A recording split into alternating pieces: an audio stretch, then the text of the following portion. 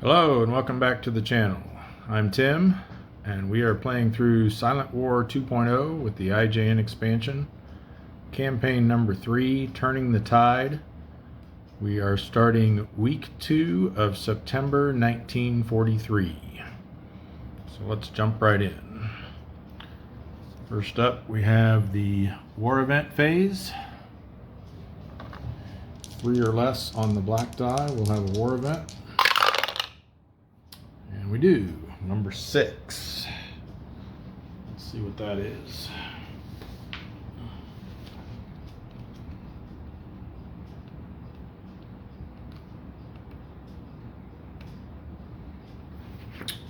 All right. Roll twice on the ultra table. Now we can only have at most 3 ultra areas, so it'll be the first 3 that we get. Excuse me, that will actually be our ultra areas. Pull out our 3rd ultra area marker. All right, and that's actually what will be next because we don't have torpedo improvement yet. Still working our way towards 450 ships sunk. So ultra phase. We'll treat the black die as the first roll, white die as the second roll. 6 and 6. So I guess if we get the same result on both dice, then we're not going to get any additional ultra rolls or ultra areas. So it's just going to be the Marianas and the South Philippine Sea.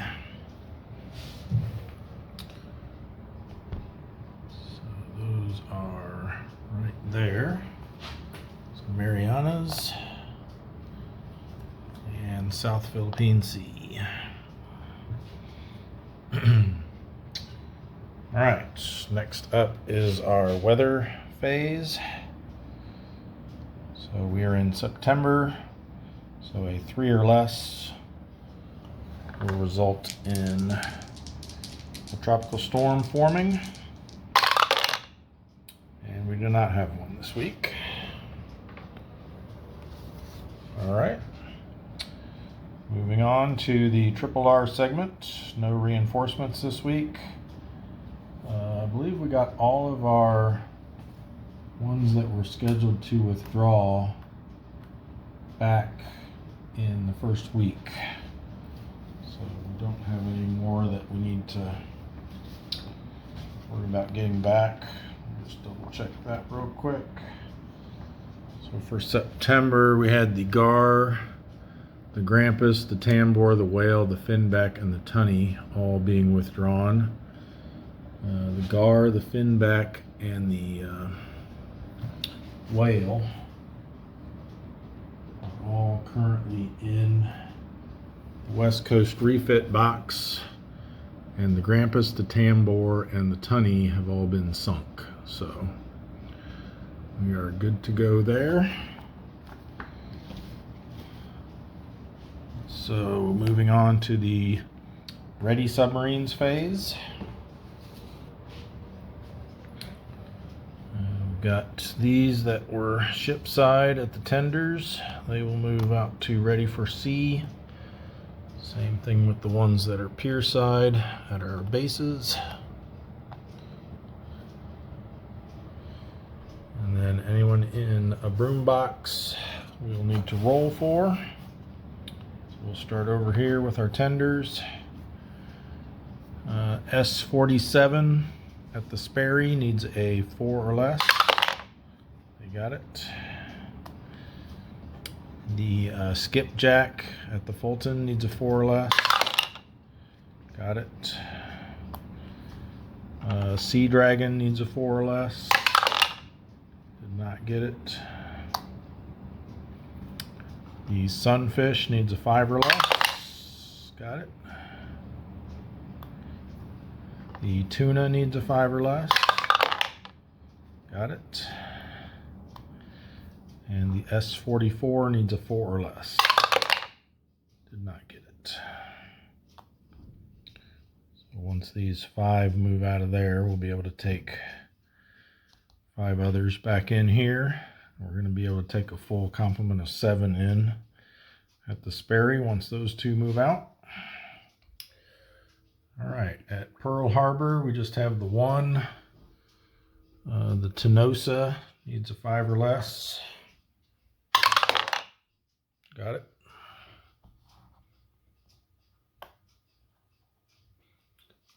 None at Brisbane, and then the Puffer at Fremantle needs a 5 or less. Didn't get it. And we've got quite a bunch here at Dutch Harbor.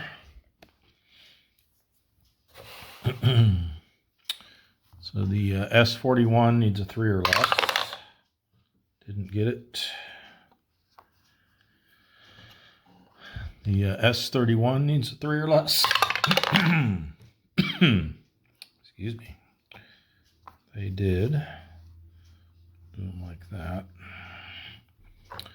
The S32 needs a 3 or less. Nope.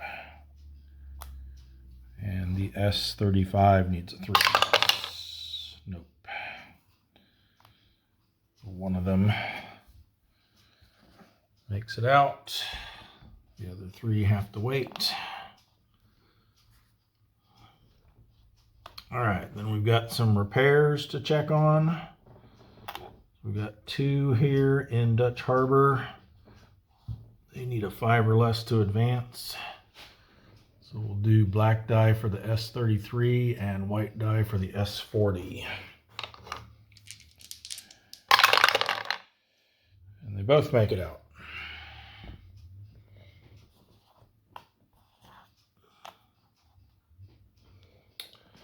Next we have the bowfin. Needs a 7 or less to come out of repairs at Fremantle. Got it.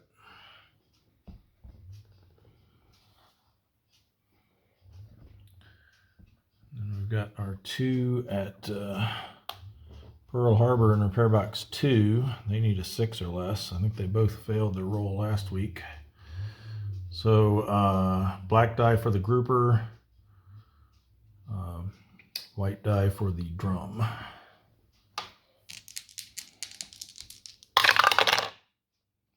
And they both made it this time. They advanced to repair box 1. Okay, that's it for repair phase. Last thing for the Triple R segment is prep for operations. So everyone moves up to operating from the done sections.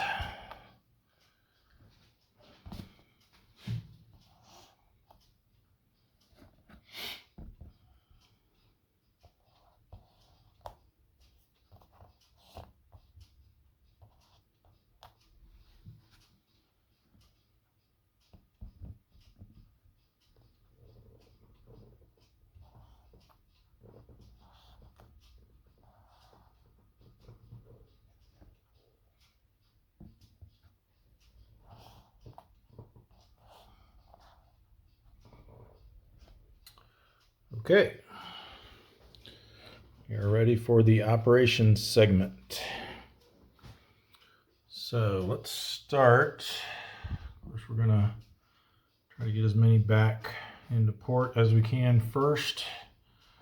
Reduce our congregating risk out there. So these 2 in the Curl Islands are both coming back to Dutch Harbor. And since they're on transit side and only 1 red box, well, actually no red boxes because you don't count the area they're leaving, so they don't even have to do transit event checks. We really need to do a damage roll, even though they're undamaged. And anything but superficial, we'll put them in repair box 1. So the first one, that is superficial. That was the S46. And then the S42 will have to go in repair box 1. So S46 to the broom box, S42 repair box 1.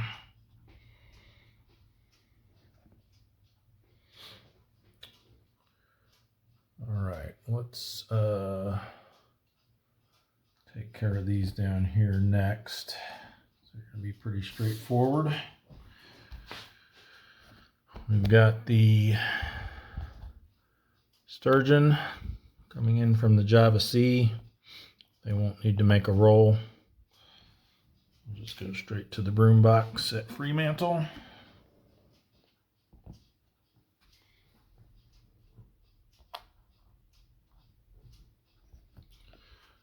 And we've got a few here that may have to make a roll depending on if they have radar or not.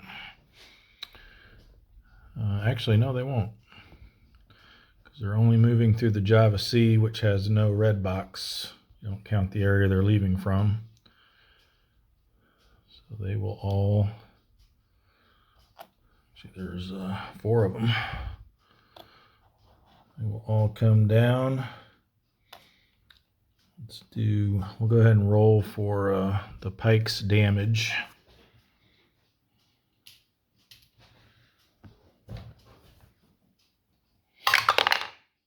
0, so they're going to be superficial. So all 4 of them can just go straight to the broom box.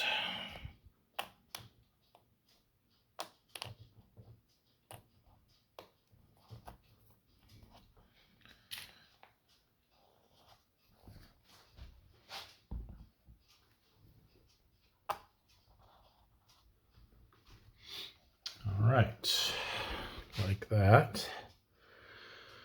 All right, so if you remember, we had kind of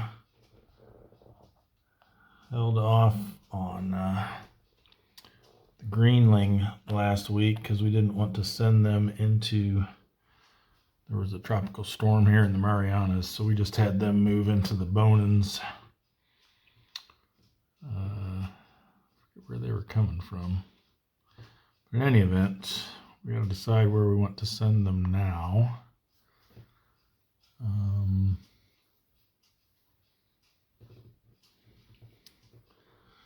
So we've got lots of room at the Sperry. They are a Gato with a super skipper, so I think we want to try to get them into there if we can. However, we've got 4. Well, they're going to be using cautious transit, so they'll be fine. So they're going to go. First, they might cause issues for other ones they're leaving out of there. Why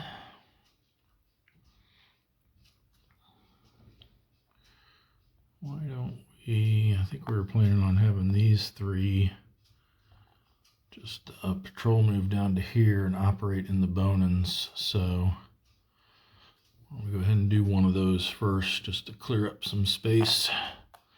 So we'll have the Tullabee do a patrol move down to the Bonans. Make that our current operating area. And they will need to do a transit check. Only a 9 will cause a second roll, so they're good there. Search and contact. A 2 and a 3. Probably didn't find anything. They did not. So they will do an endurance check. They are A rating and didn't find anything, which means, as I get the right chart out here, 7 or less will let them stay out. They do.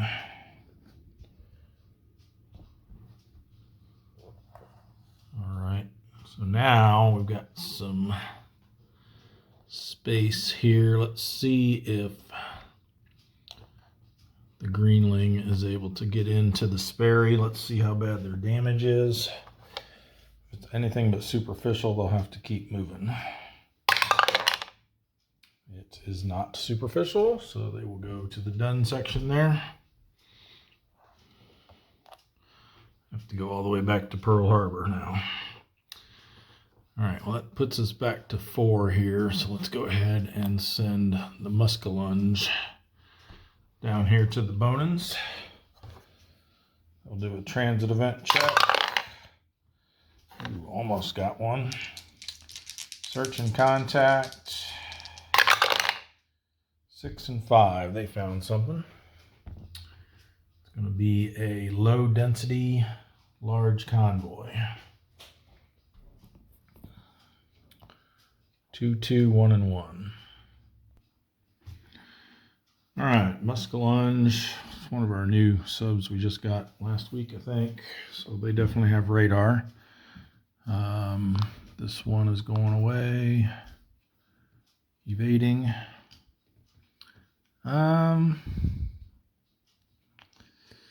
Boy. Thinking maybe we set up here in column C. Go aggressive.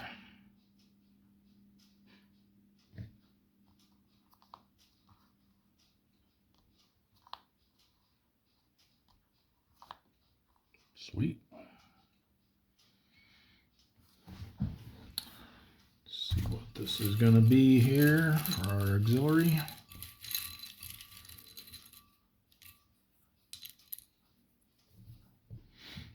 It's the Takasaki. Pretty good sized stores ship there.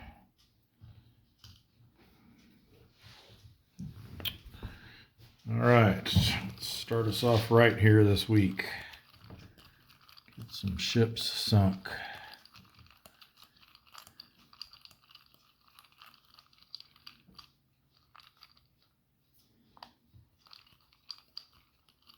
I think I'm kind of fine just sticking here for the reattack round 2. Won't have to reveal anything else.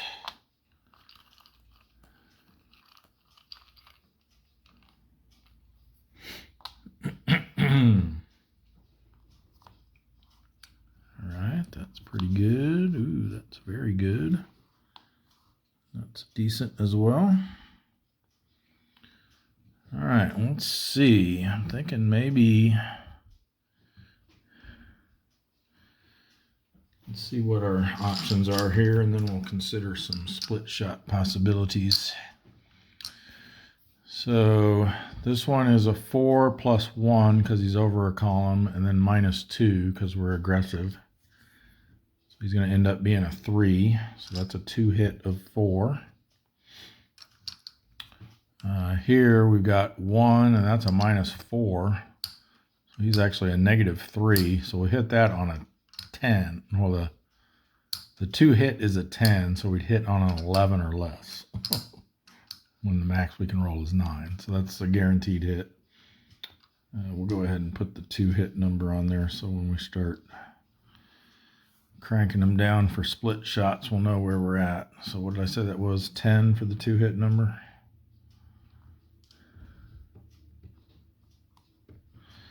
And then this one, that's a minus 2, so that makes him 0, but he gets 1 for going over a column. So that's a 2 hit number of 6. And we've got 7 attack that we can divvy up. We could actually just send 1 here. Excuse me. And that would still be a 2 hit number of 4. Which would leave us with 6. If we sent all 6 of that here, we'd be sending 1 less, so that would be a 2 hit of 3. So we'd hit this on a 4 or less.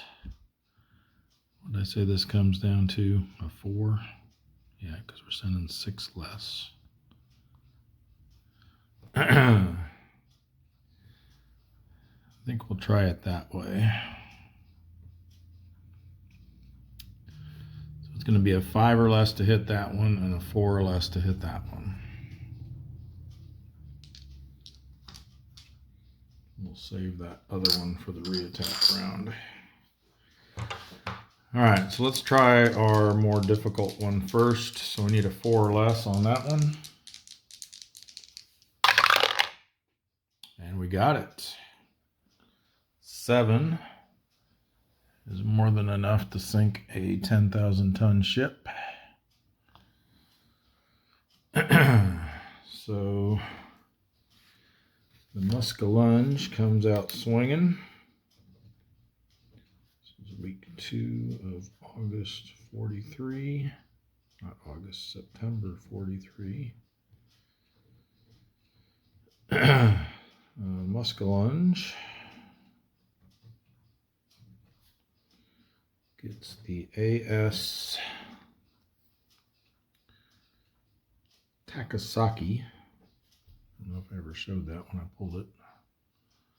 The AS Takasaki,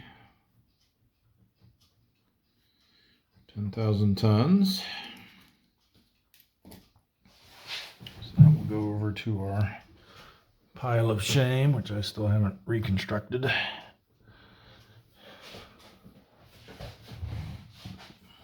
All right, and then we get another shot at this 1,000-ton merchant. We need a 5 or less for that one. And we got it as well. 4 is plenty to sink a 1,000-ton ship. So also chalk up a 1,000-ton merchant.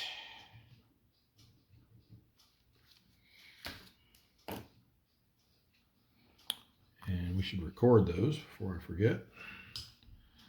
So it's going to be 2 ships for a total of 11,000 tons. So that's going to put us up to 370. And what did I say, 11,000 tons? Yep. So tonnage up by 10 and 1. Nice.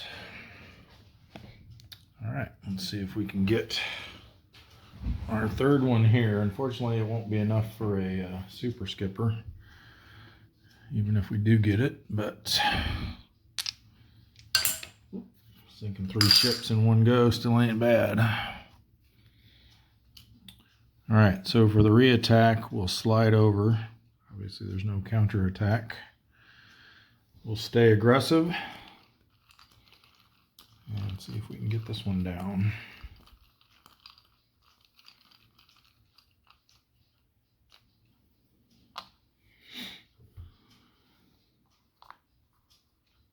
Okay, so that becomes a -2 because we're aggressive and it's the reattack round. So he's a 0, which means our 2-hit number is a 7. So we'll hit on an 8 or less. So anything but a 9.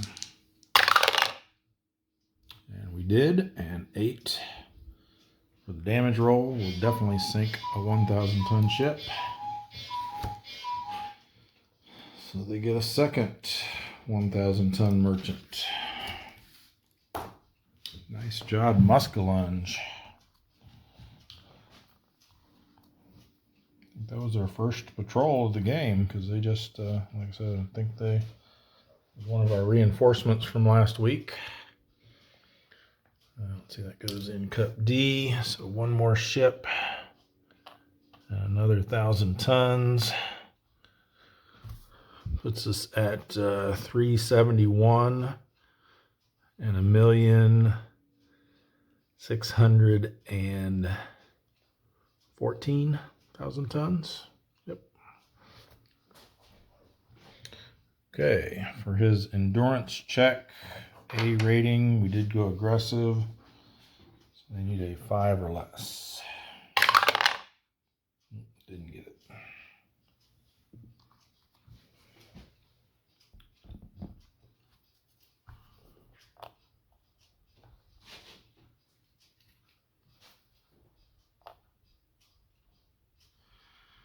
All right, I think now we will bring the billfish back from the Sea of Japan through the Coral Islands to the Sperry. They'll need to do a transit event check with a +2 for leaving the Sea of Japan, but a -1 for being on transit side, but also a +1 for congregating risks because there were 5 subs in the Sea of Japan. So it's going to be a net +2 with this being the governing op area. So a 7, 8, or 9 will trigger a second roll. I don't know why I rolled both of them that time, but they got a 1, so they're good. So they can go into the broom box of the Sperry.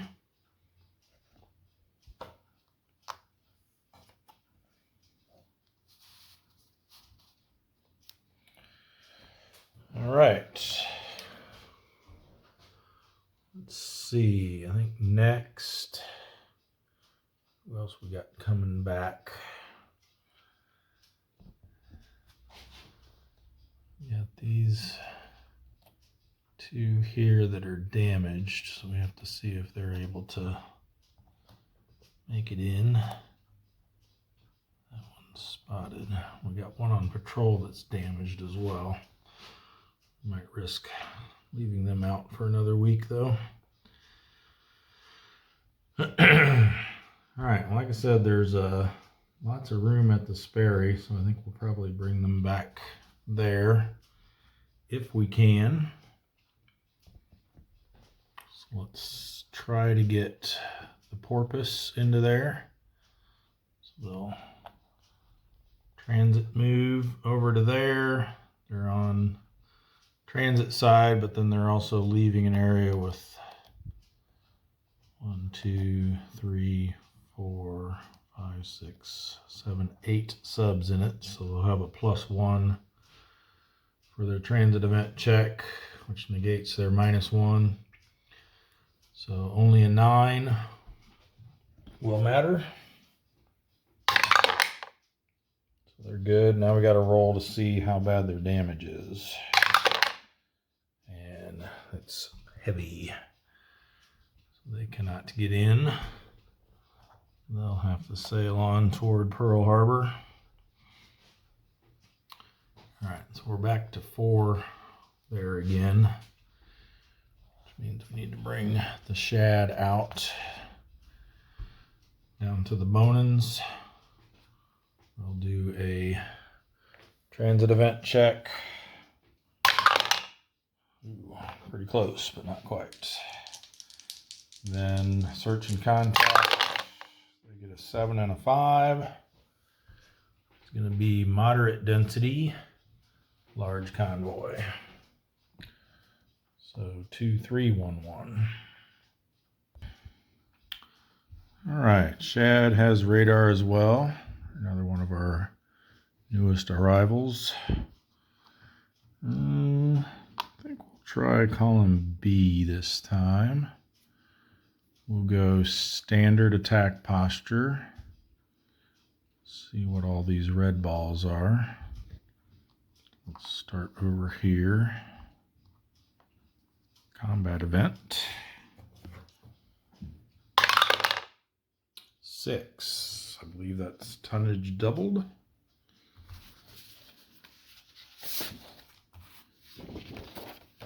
It is indeed. So at the end of the combat phase, which will be both the attack round and the counterattack round, or the reattack round, I mean, we will double the tonnage of the largest merchant ship that we've sunk. So let's see if we can get something bigger than a 1,000 ton. That would be nice.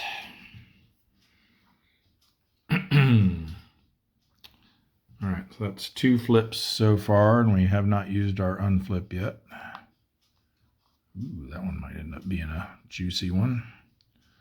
And let's try this. Okay, another 1,000. Well, at least we got no ASW yet.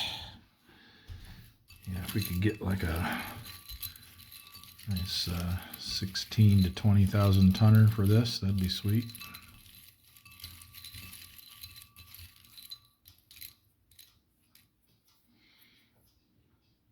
Seven. Kamogawa Maru.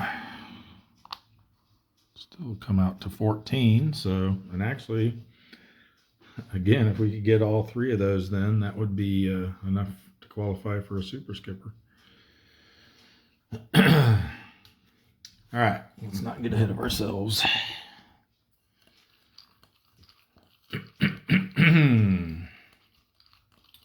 We are standard this time, so it won't be quite as easy to get a good split shot.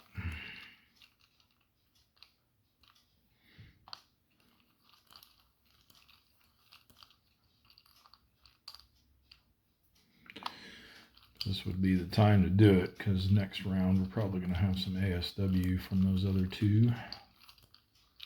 Maybe not, but more than likely. So we need to put a fourth one out. Let's go on that one. Okay, like that. Like that. All right, let's see what we got.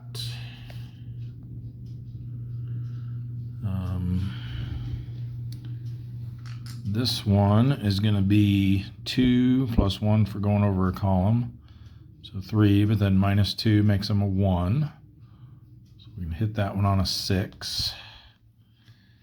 And here we've got 3 minus 2 makes him a 1 as well. So that would be a 6 also. If we try to split it, we'll probably want to put the larger amount here because I'd like to better odds at getting that one over this one. So if we sent 4 here, that brings us down to a 3. And then we send 3 over here, which brings it down to a 2. Yeah, I don't know. I'm not sure I like that so much. Without a die roll modifier in there, those are a little bit lower than I like. I like them both to at least be 3s. So I think we'll just do everything at this one. 6 or less, especially want to try to take advantage of that double tonnage. So 6 or less on that.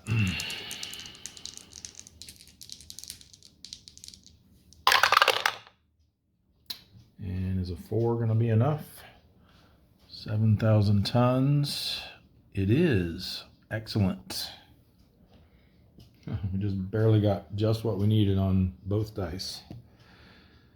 So the shad gets the AX Kamogawa Maru.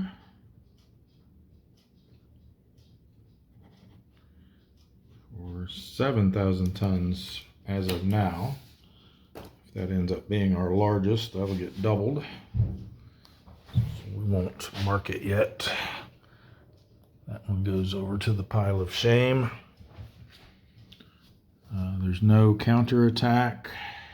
So for the re-attack round, I think we stay here. We go aggressive and hope that those two aren't too bad. All right, so we have, ooh, nice, a light cruiser and a destroyer. Well, couldn't be perfect, right?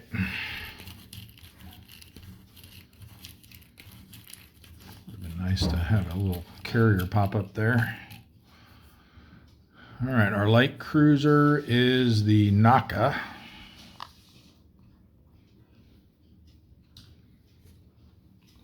And our destroyer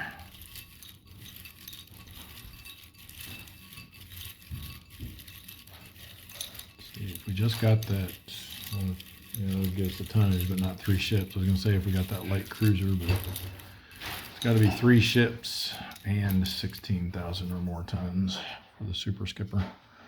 The Nokaze.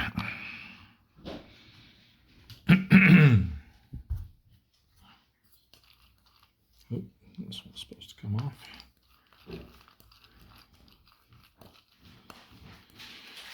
All right, we are aggressive now though, so that will help. I'm only getting 1 from the ASW, so get some big negatives here. We might be able to pull this off.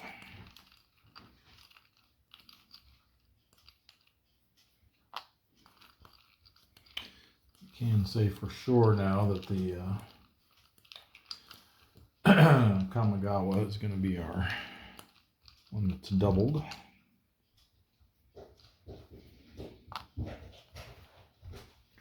Oh, I guess we got to put one on the destroyer too. Okay, let's see. Ooh, -3, excellent. -2.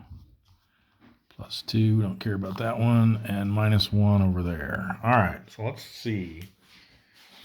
Might be able to pull this off. So this becomes a -4 because we're aggressive. So they're a 2 + 1 for going over a column, but then -4 makes them a -1. So their 2 hit number is 8. The cruiser, that's also a -4. Oh, sorry, but I forgot about the 1 for the ASW, so this is actually a 7.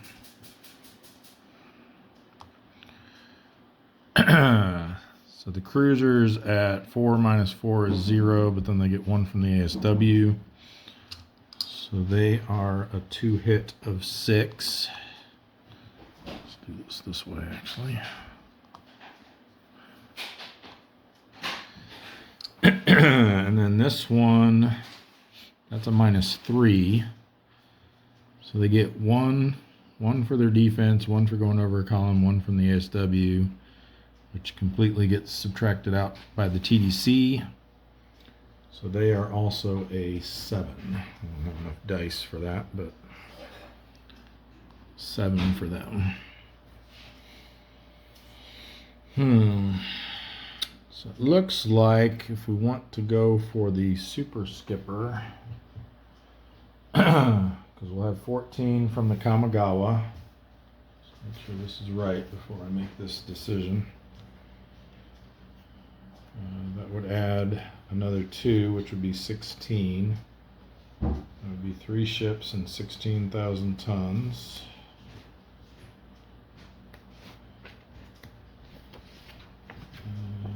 Super Skipper determination, where is that at? Here it is. Yeah, if they've sunk 3 or more ships totaling 16,000 or more tons, they get a Super Skipper. So I think that's what we're going to go for. We'll forego the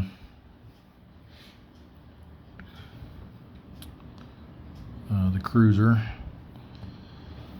So we'll need to split it 3-4. So that's going to make one of them a, doesn't really matter which one, I guess. So if we send 4 over here, that's 3 less. So their 2 hit number becomes a 4.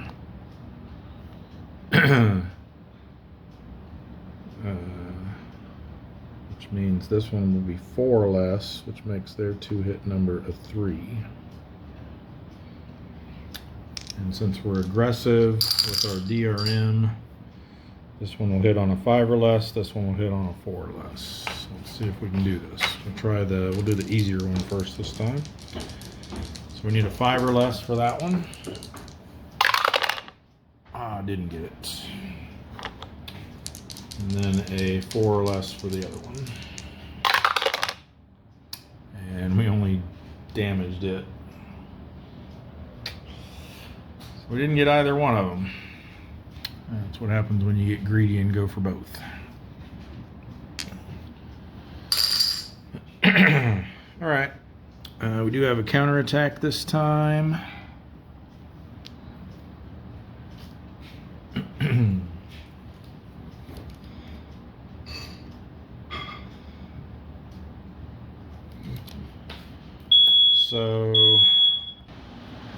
So they've got one ASW, there is one red box in the op area, 3 for the war period, makes 5.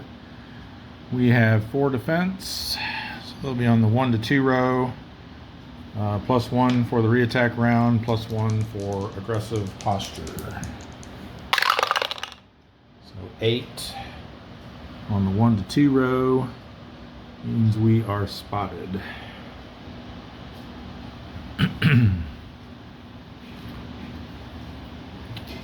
And endurance check, A rating, went aggressive, we need a 5 or less. Didn't get it. And we still need to record our tonnage and sunk ship. We were waiting to see which one ended up being our biggest. It's going to be one ship for 14,000 tons. So 1, 2, 3, 4, and another 10. All right. That means we got 3 here now. So we can try to send the Seawolf in. We won't need to roll for transit event since they're on transit side and there's only 1 red box in each op area that they move through. But we got to see if their damage is superficial, and it is not, so they also cannot stop there.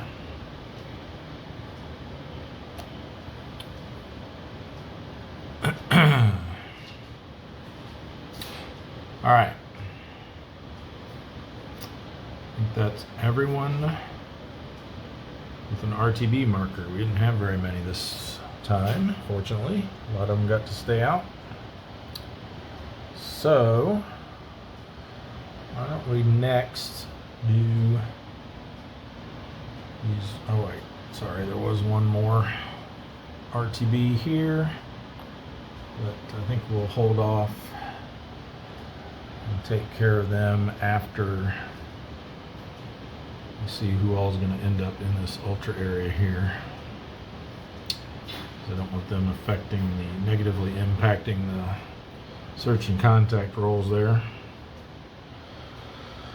All right, so let's go ahead and take care of the Sea of Japan next. We've got the flying fish. Search and contact roll for them. 1-5, just barely enough. Sparse, large convoy. 1-2, 1-1. All right, no radar for the flying fish. This one is zigging away. I think we're gonna go column B. The question is, what posture? I think we'll go standard until we see what we're dealing with, and that'll leave us open to be able to switch to aggressive in the reattack if it suits us. So standard attack posture, got a destroyer there, combat event. 2. Don't remember what 2 is. Oh boy, torpedo malfunction. So we need to roll a second die.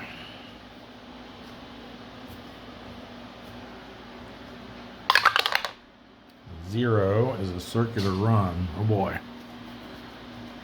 Runs in a circle back towards the submarine. Conduct the attack round normally. Then we also have to attack ourselves. We do get to attempt to crash dive first. So let's see what happens. And we got this one, which is another destroyer. Oh boy. Well, this didn't turn out to be what we were hoping for. So maybe we can at least get one of these guys down. Kazagumo. And then hope that we don't hit ourselves with our own torpedo.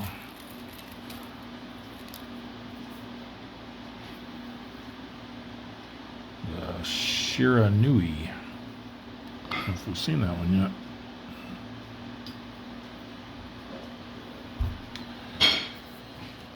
All right. TDC for each. I need a lot of help. Even have a possible shot.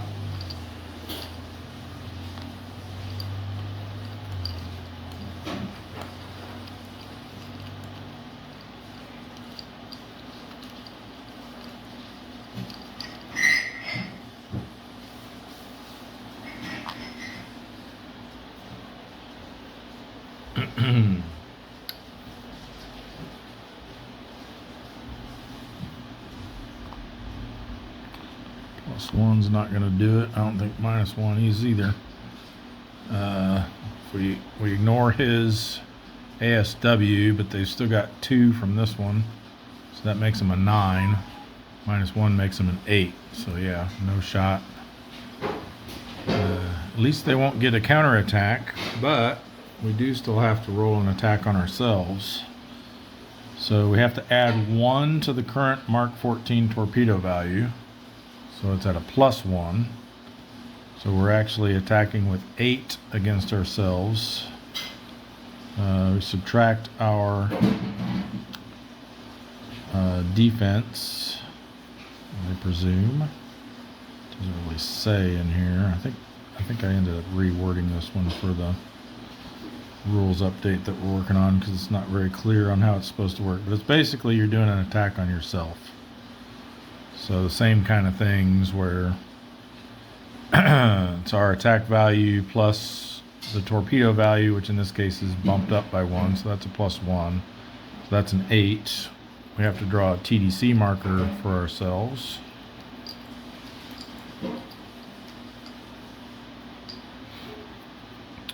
Which, oh good, we got a +3. So our defense basically is going to be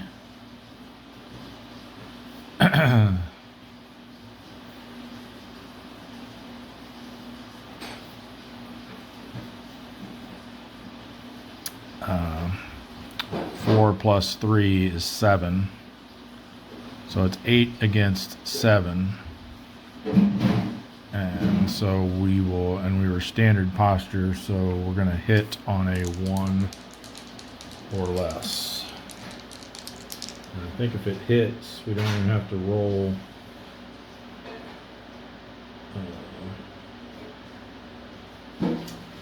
We don't have to roll for attack results. It's just if it hits, it sinks us.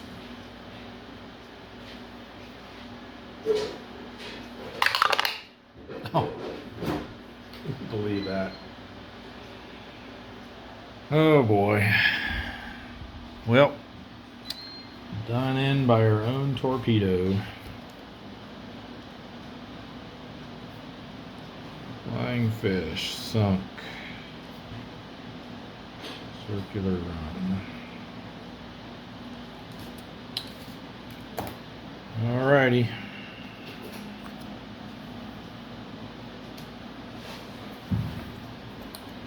That's another lost sub. Puts us up to 38.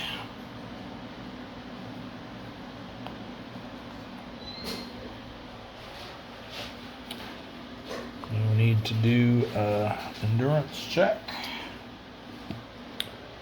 So we'll move on to the haddock. Search and contact roll. 8 and 2. That's going to be a high density small convoy. 3, 2, and 2. All right, so the haddock does have radar. I think we're going to do something maybe a little unconventional here. I'm going to set up in column C. That way if this ends up being nasty, we can move away from it. We'll go standard attack posture.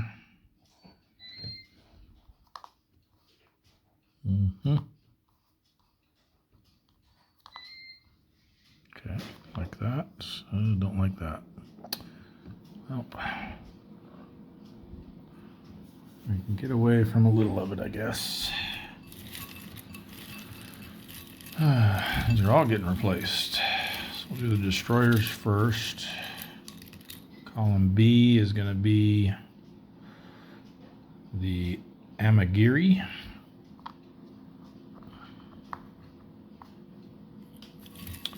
And column C,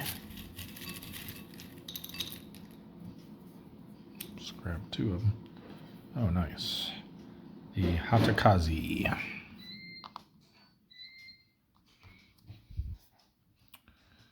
C.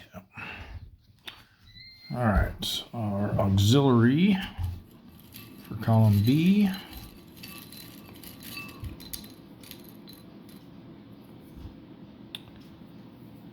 is the, nice one, Hayatomo. That would have been a nice one for that tonnage doubled event. And the CS gets replaced with a cruiser.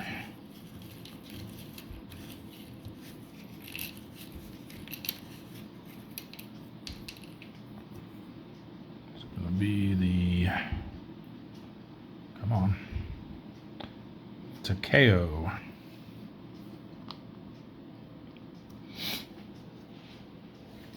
Big one. That was column C. All right. TDCs for everybody.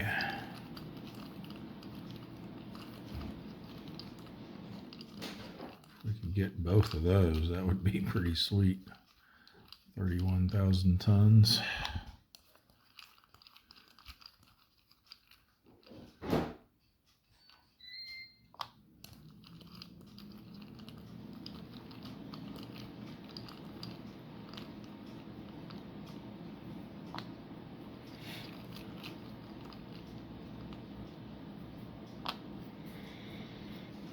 All right, -1, -2, like that. Don't like that. That's okay, we can go after that one in the re-attack round after we slide over. All right, what do we got here then? He's a 3, he gets 2.5, rounded up is another 3, so that makes 6, -2. He also gets 1 for being over a column, so that's a total of 7. -2 is a 5. So we need a 2 or less to hit the Hayatomo. Right, because we want standard, yeah. 2 or less. Let's do it. 2-9 is what we want. Oh, 3-4. Probably would have only damaged it. Yep. All right, so we missed that one. We get a counterattack of 2.5, rounds up to 3. There's 2 red boxes. We haven't had a counterattack yet, right? So first guy got, or flying fish got sunk. Is that the only other one? Who else operated up there already? The shad. Where did the shad go? Oh, that was somewhere else. Anyway, 2.5 rounds up to 3. 2 red boxes makes 5. 3 for the war period makes 8. We got 4 defense. So they'll be on the 3 to 4 row with no modifier. 5 on the 3 to 4. Just missed us. All right, for re-attack, we slide over and we switch to aggressive. So nothing else to reveal. 2 TDC markers. Let's give us a -2 or -3 here.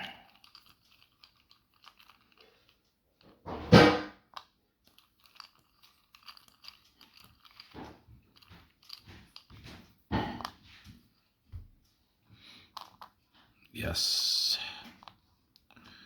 All right, so that becomes a -4. So he's a 5. Plus 1 from the ASW makes 6. 1 for going over a column makes 7. -4 makes him a 3. We got 7 attacks, so 2-hit number is a 4.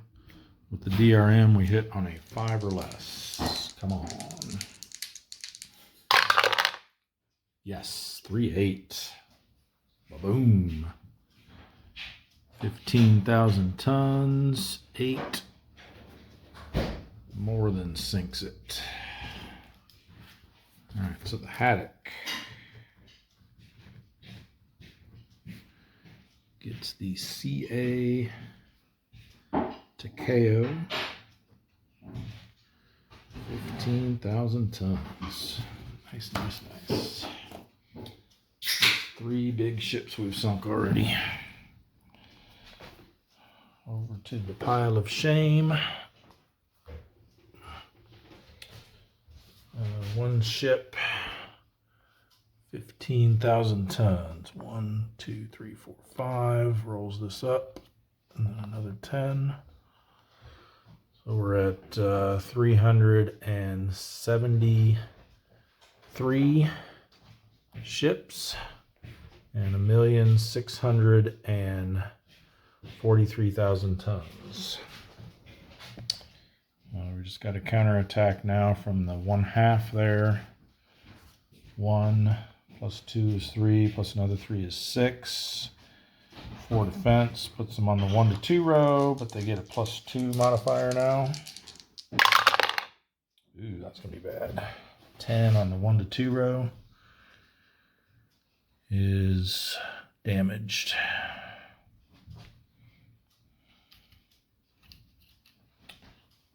Damaged us on the way out.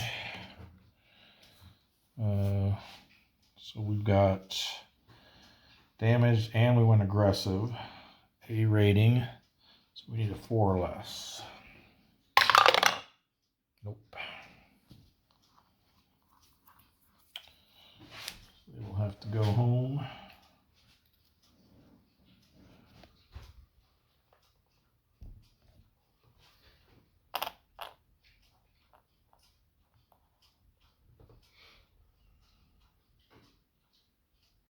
All right, so search and contact for the harder.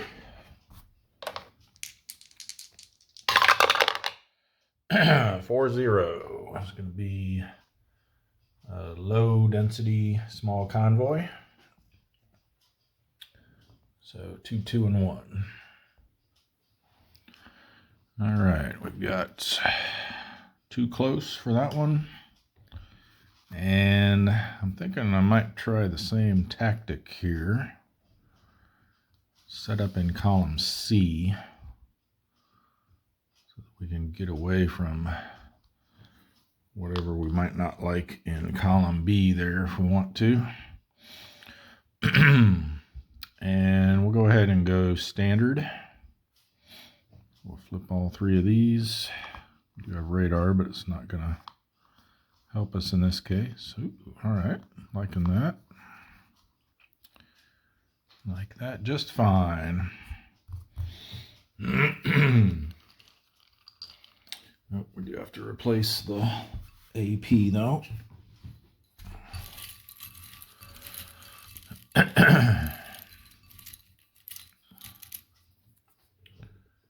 It is the Katsuragi Maru.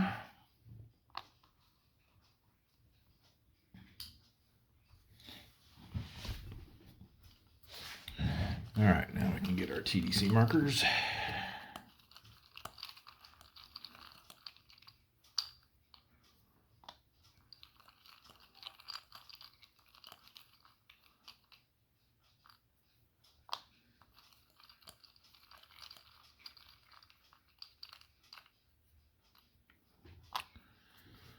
All right, -2, good.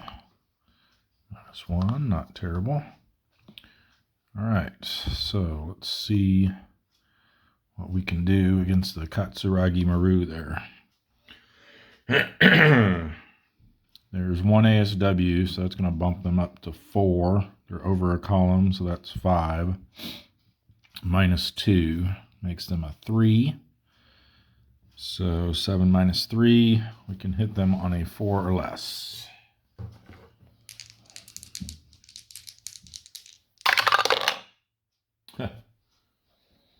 Well, that's a hit, but didn't do anything.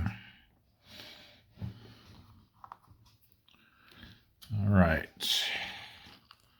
I think we stay where we are and we switch to aggressive. Oh, we don't have to reveal that one in column A.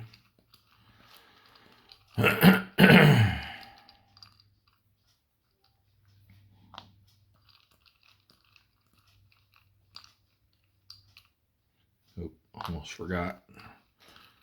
Got to do a counterattack. I'll go ahead and get these placed first, though.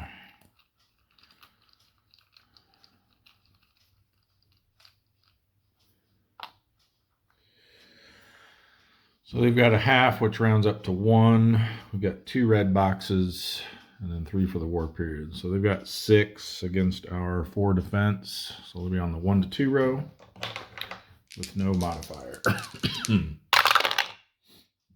6. I think we're okay, though. Yep. All right, now for our reattack. We stayed in column C, switched to aggressive. Let's see what we got. Not as good. Wow. Okay. Well, they're all 0s, thanks to our aggressive posture in the reattack round. So I think we'll still try to go after this one. It's going to be... that's a 0, so it's basically his 3 defense, 1 for the ASW, and 1 for going over a column. So 2 or less there. If we did go after this one instead, that'd be a 5 or less, it looks like. Just settle for the 1,000-ton merchant. Well, actually, our 2 hit would be a 5, so we'd hit it on a 6 or less. This would be a 2 hit of 2, so we'd hit it on a 3 or less. Yeah, I guess we just go for the easier shot. Get another ship under our belts, hopefully. So we need a 6 or less. Ooh, just got it. Good thing we decided to do that. So that 5 will be plenty to sink 1,000 tons. So the harder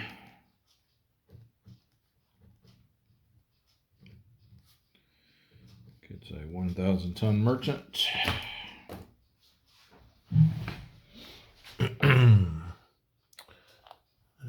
like we're together, so they'll just both slide up.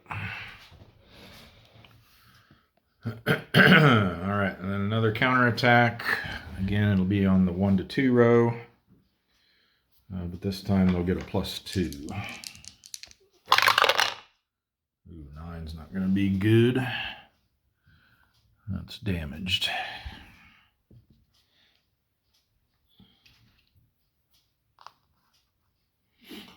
And then for our endurance check, A rating, went aggressive and damaged, so we need a 4 or less.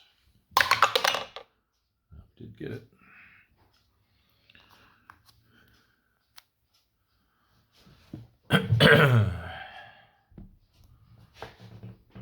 All right, search and contact for the Lapon. 8 and 9. Be a high density task force. So 1, 2, 2, 4. All right, the LaPon has radar. We're going to set up over here in column D.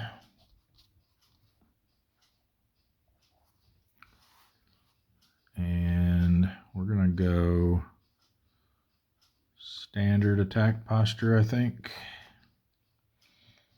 Let's see what we got here. And here. Ooh, combat event.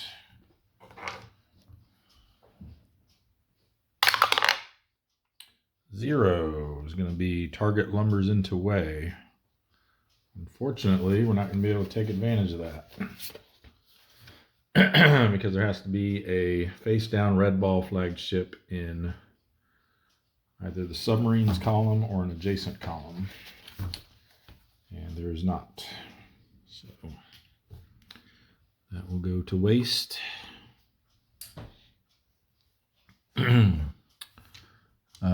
So we got to do 2 more. Let's try this bottom one.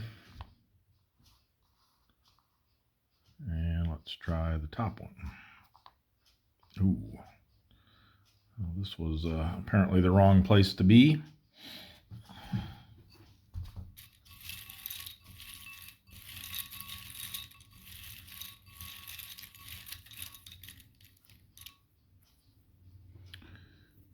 I got the Shiokaze.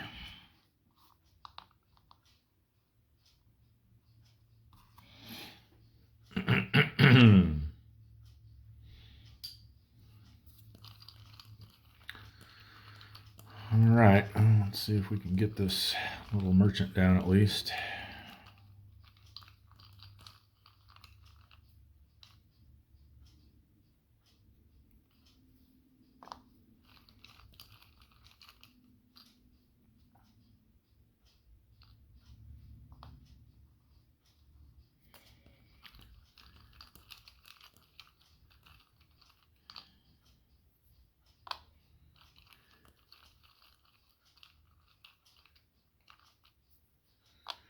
All right.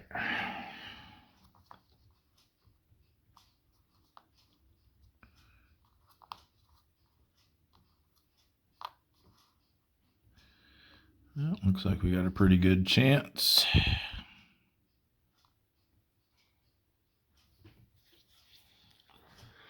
So they only have 1 ASW between the aircraft and the destroyer. So it's going to make him a 2. Bumps up to a 3 for going over a column.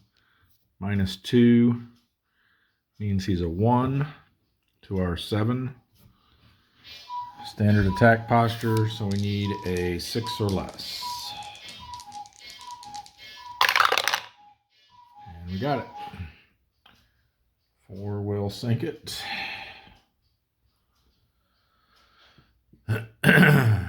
So the LaPon gets a 1,000-ton merchant.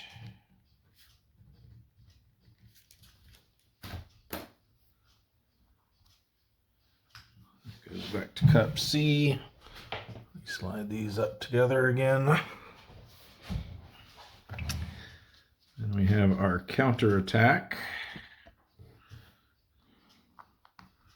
which will probably dictate whether we risk sticking around or not. So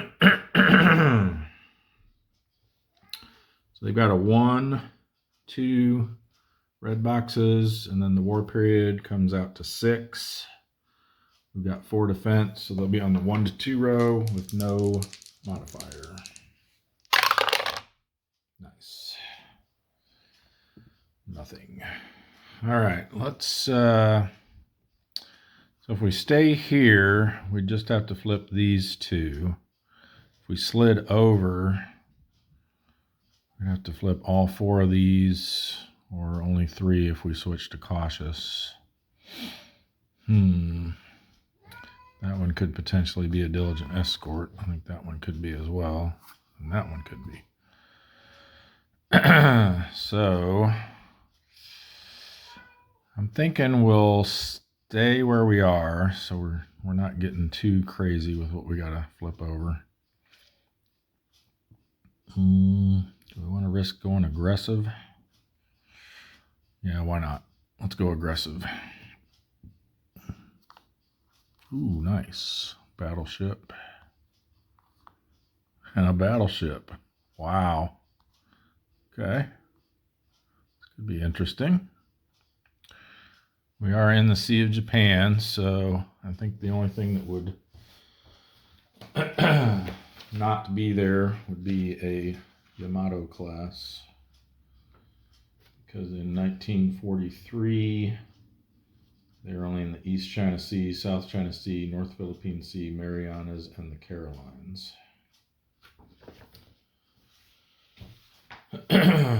So let's hope at least one of them isn't. Preferably the one in our row, or our column. All right, so the one for column C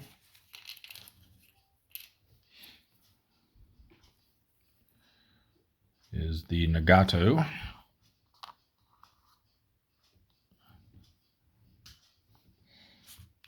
And the one for column D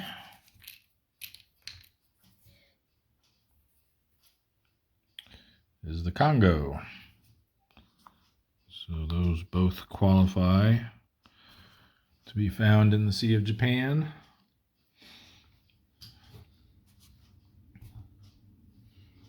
All right, come on, let's get one of these. Let's get us a nice TDC marker. Get that to focus better. Looks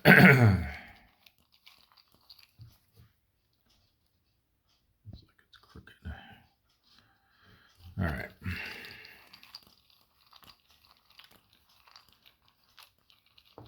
A -2 or a -3 on at least one of them. Give us our best opportunity.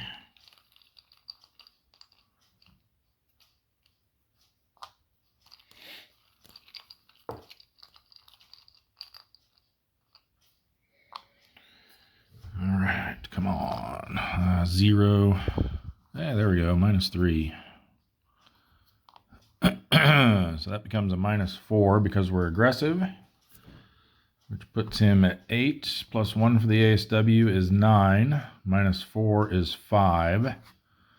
So the 2-hit value is 2. With our aggressive modifier, we'll hit it on a 3 or less. Come on, let's get it.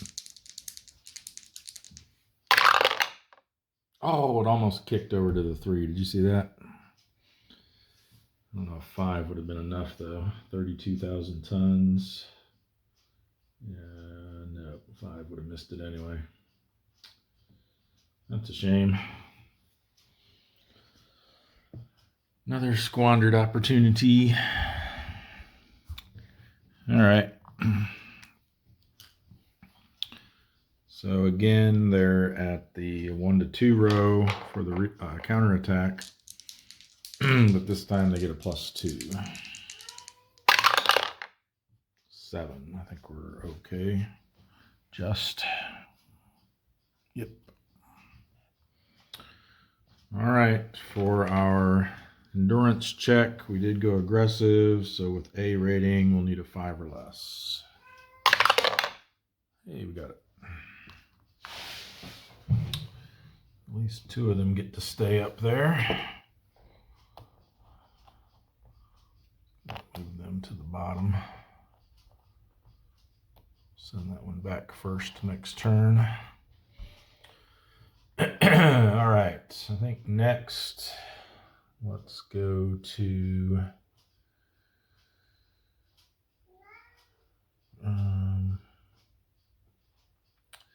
well, we decide if we want to send some of these into the East China Sea. We probably do. Don't think we'll risk sending the damaged ones, but or the I guess spotted won't really matter, but let's see. We got 1, 2, 3, 4, 5, 6 subs in the Empire Pacific right now. So I'd like to get that down to 4. I think we'd rather leave the Belau here. Let's send some of these Gatos. Let's do the steelhead. Send them down to the East China Sea. And then we'll also do the kingfish after that. So we'll put them on top. All right, so the steelhead. Actually, let me make sure we're sending ones that have radar. Steelhead does. So the shallow water won't matter. And so only a 9 for their transit event. And search and contact. They got a 1 and an 8. So I don't think they found anything. They did not. So they'll need a 7 or less for their endurance check. Oh, I just missed it.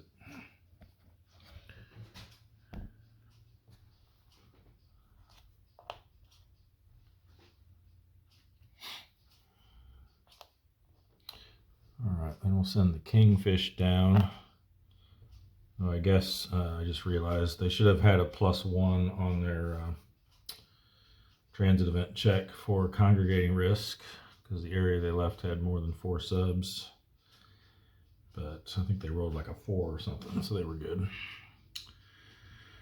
All right, so kingfish, they have radar, yes. Yes, they do. So they'll just have the +1 from the congregating risk. So an 8 or 9 they want to avoid. And then search and contact. They found something. 9-7 is going to be a high density large convoy.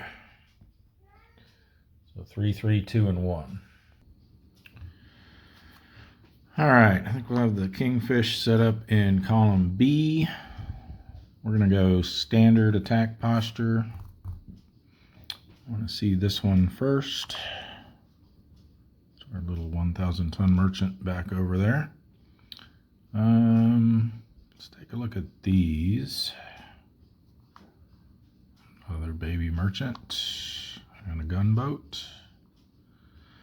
And then eeny, meeny, miny, mo. Let's try this one. Nice. 4 little 1,000 ton ships.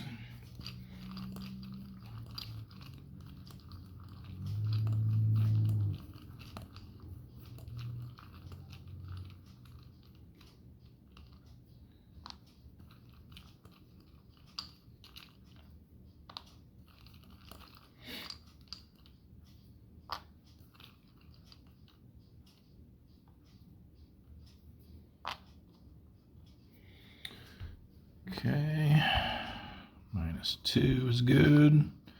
-1 ain't bad. And another -1. All right, so let's see.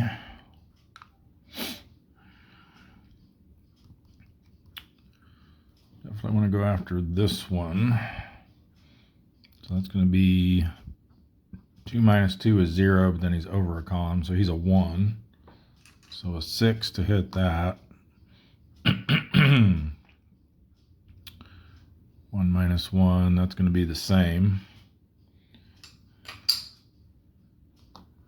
And then this will be the same, because that's identical as well. So it'd be a 6 for any one of those. If we wanted to split it, it would be, one of them would become a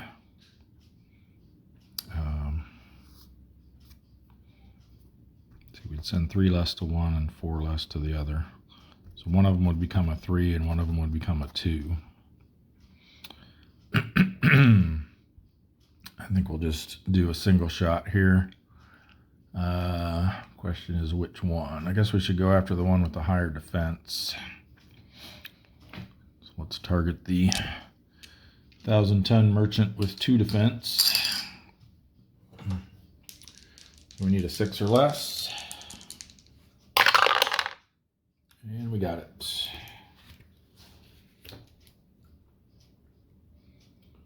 Can't get one of those kind of rolls when we're targeting those battleships. Kingfish. 1,000-ton merchant. We're on a streak here of 1,000-ton merchants. Alright, so that one goes away. I'll record that. And decide what to do next.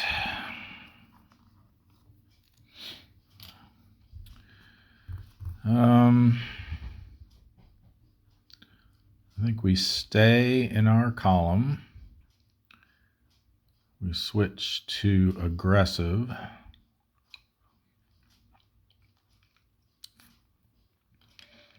Let's see what all of these are. We won't be able to unflip anything since we got to flip them all. Yeah, that's what I was afraid of.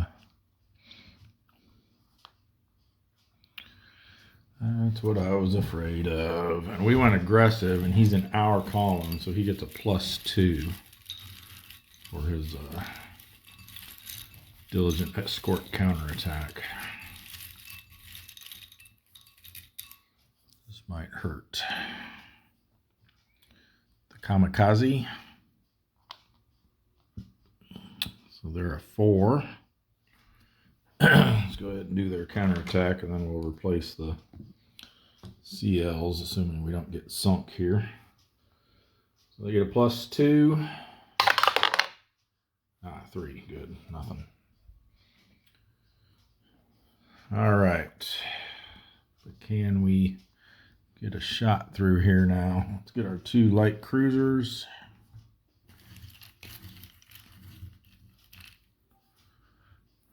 One is the Kiso. The other,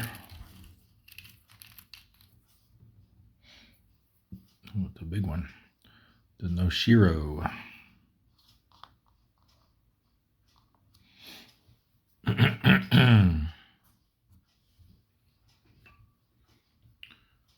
All right. 4 TDC markers. I think we try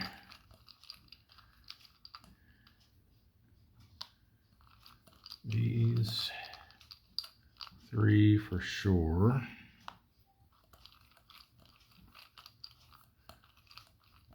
And then I think the rest are all going to be equivalent because one's in our column but has an extra defense. It's not really going to matter. Just put it on this one, I guess.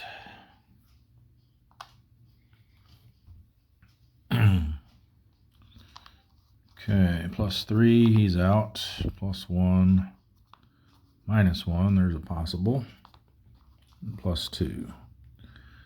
So it looks like we go after the Kiso, if we can.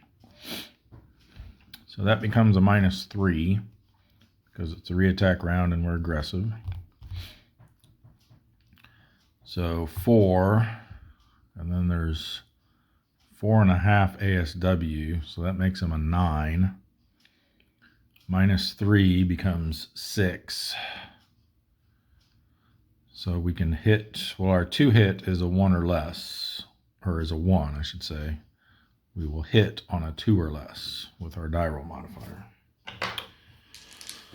So we need that same roll we had the first time, 2, 9. Or 0, 4, that'll work. 4 for a 5,000 tonner is just enough. So we get the light cruiser Kiso, in addition to our 1,000-ton merchant. 5,000 tons. Another one for the pile of shame, which still needs to be reconstructed. All right, and let's record that.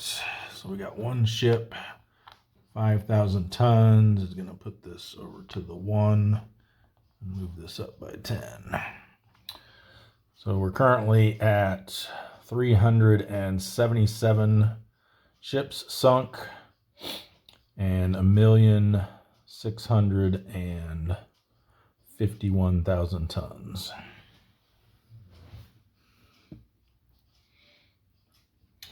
All right, this counterattack though, they might make us pay for that. We've got 4 there and another half. So that's going to round up to 5. 2 red boxes makes 7, and 3 for the war period makes 10. Oh, sorry, we're not in the Sea of Japan anymore. We're in the East China Sea, so only 1 red box, so 9. We are in shallow water, though, so we only get to subtract 3 for our defense, which puts them at 6. So they'll be on the 5 to 6 row with a +2 modifier. This could be bad. It is. 5 to 6, an 8 is damaged RTB. Okay. Could have been worse.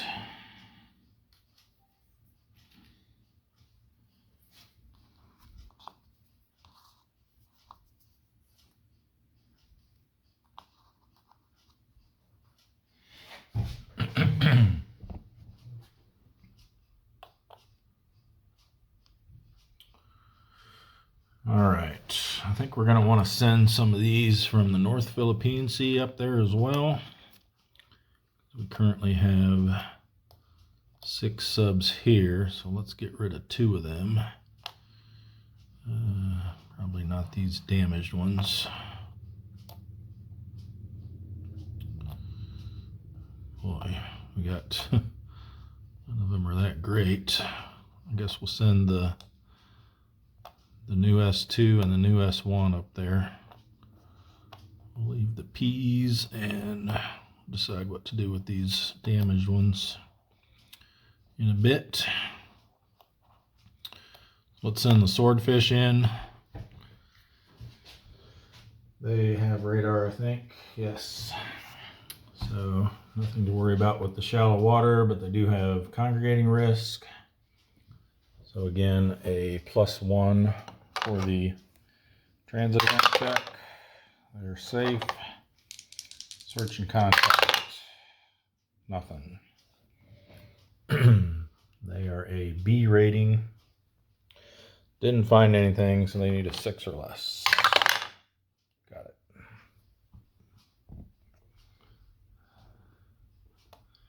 And then the snapper moves in. Same thing, +1 to the transit event check for congregating risk. Safe. Search and contact. 3-1. I might have just found something. Yes, sparse, small convoy. 2 and 1.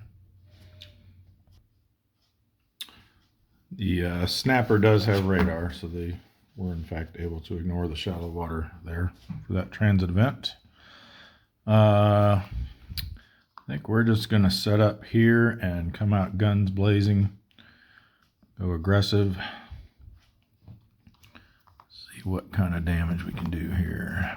Well, there's a 3,000 ton merchant at least. Ooh, and a 7,000. All right. This could be a pretty good haul. Not enough for a super skipper, but 11,000 tons is nothing to sneeze at.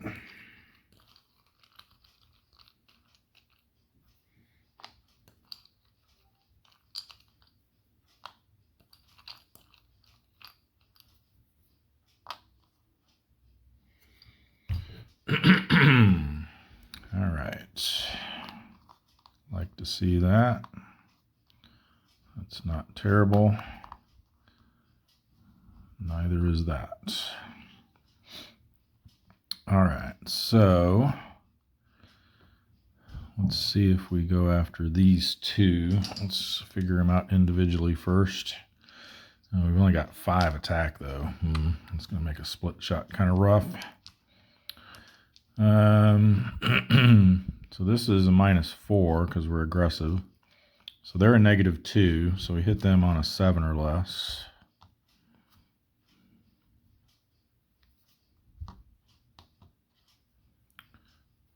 And then this one is a -1. So we'd hit them on a 6 or less. So if we did split it, we'd go 3, 2, right? So then both of them would become a 4. And actually these are the 2 hit numbers, so our die roll will actually be 1 greater that we can hit on. So yeah, if we split it, it'll be a 4 and a 4, so we'll hit either of them on a 5 or less. So let's try that. I like those odds. So we'll do the top one first, the 1,000 ton, 5 or less. Nope. And then the second one, oh wow, no, 2 9s.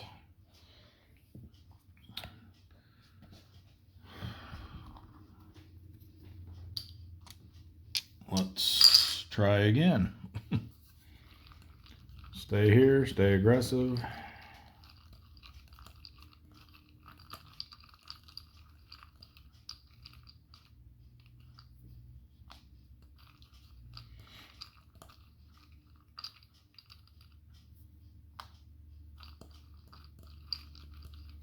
Gotta come away from here with at least one of these.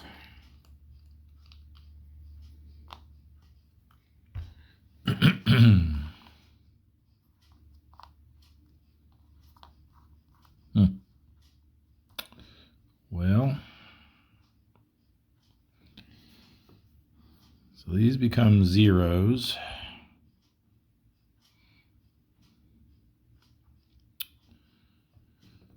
This is a -4. So if we just went after it, we'd be looking at, he's a -3. So we'd hit on an 8, or our 2 hit would be an 8. So we'd be guaranteed to hit it. So we'd hit on a 9 or less.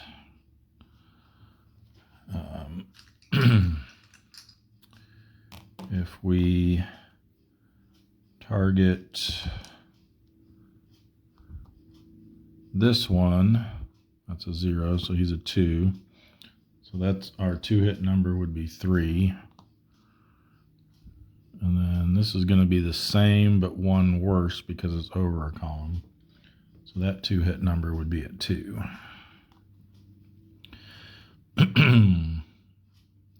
So we could try to split these two. We could send, what if we did it, we could either do 4-1 or 3-2. If we did it 4-1, this would only drop to a 2. But then this would drop to a 4. Now, you know what? Since we're only talking about another extra, I mean, we could do it this way too, but then that drops that all the way down to a 1. Since we're only talking about an extra 1,000 tons, I think I'd rather go for the guaranteed hit and hope we roll enough to sink it. So 9 or less on the 3,000 ton merchant. Oh yeah. So the snapper gets a 3,000 ton merchant.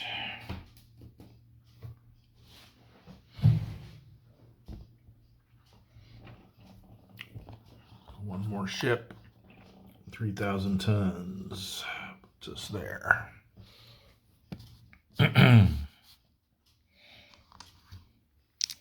All right, and then for their endurance check, they are a B rating, but we went aggressive, so they need a 4 or less. Got it.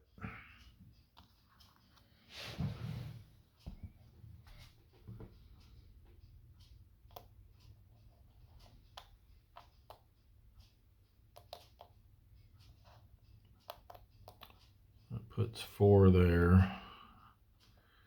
Leaves 4 back in the North Philippine Sea, so I think we'll be happy with that. Actually, some of these we're probably going to send. I forgot we had that ultra area there down in the South Philippine Sea. We're going to send them down there.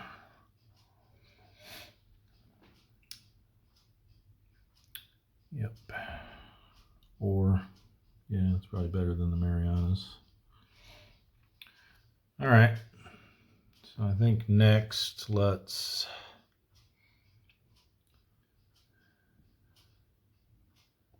go ahead and take care of the, actually the Sargo can get over to the South Philippine Sea can't they?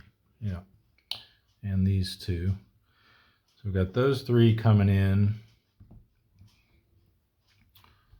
So do we want to send these guys here? I think we might be better off sending them over to the Marianas so that we're not getting congregating risk, hampering our search and contact rolls. So yeah, let's do the South Philippine Sea next. We'll go ahead and start with the runner who's already there. I'll get a +1 for search and contact because it's an ultra area. 10-0. So high density small convoy. But we'll add 1 ship to each column that doesn't have a dot. So they're going to be 4, 3, and 3. Okay, this one, Sea Swell. Runner does have radar. I think we'll go in column A, and we will go, let's do standard for now. We'll just do the 4 in our column. Combat event.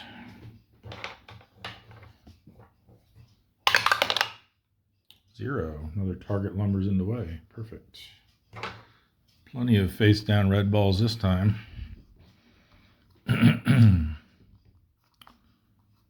Gunboat.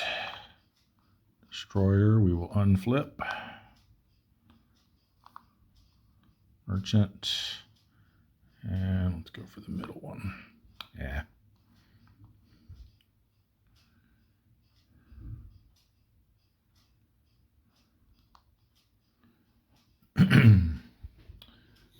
Alright, so we'll pick our destroyer.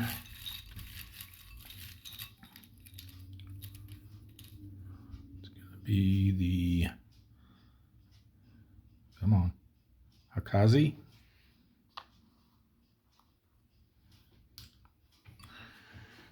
Alright, now we choose the target that lumbers in front of our torpedo.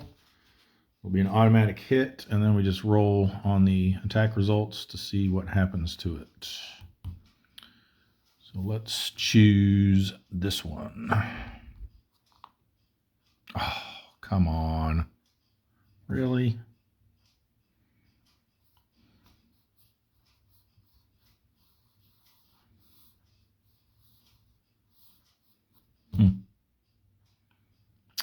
Yep. We hit a combat event. There's no provision for flipping something else instead, so looks like we just lose out. That's disappointing. All right, for our TDCs, I guess we might as well target the face-up destroyer if that ends up being our best shot. We could at least get him out of the mix. I'm sure we'll have something better on the gunboat though, even with a, I don't know, I guess if that was a +3 and the other one was a -3, it could potentially be a better shot.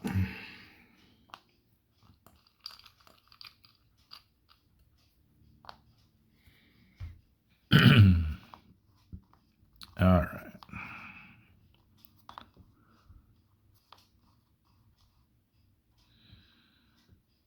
So, gunboat would be your standard. So they're a 1 + 1 from the ASW makes 2, negated by the TDC, so they're a 0. So we hit them on a 7 or less. And here it's 2 becomes a 3, -1, so he's a 2, so we hit that one on a 5 or less. If we did a split, we could go 4 here and 3 here. So this becomes 3 less, which makes it a 2. Not liking this already. And then this would get 4 less, which makes it a 3. Yeah, let's just go for the gunboat, I guess. 7 or less.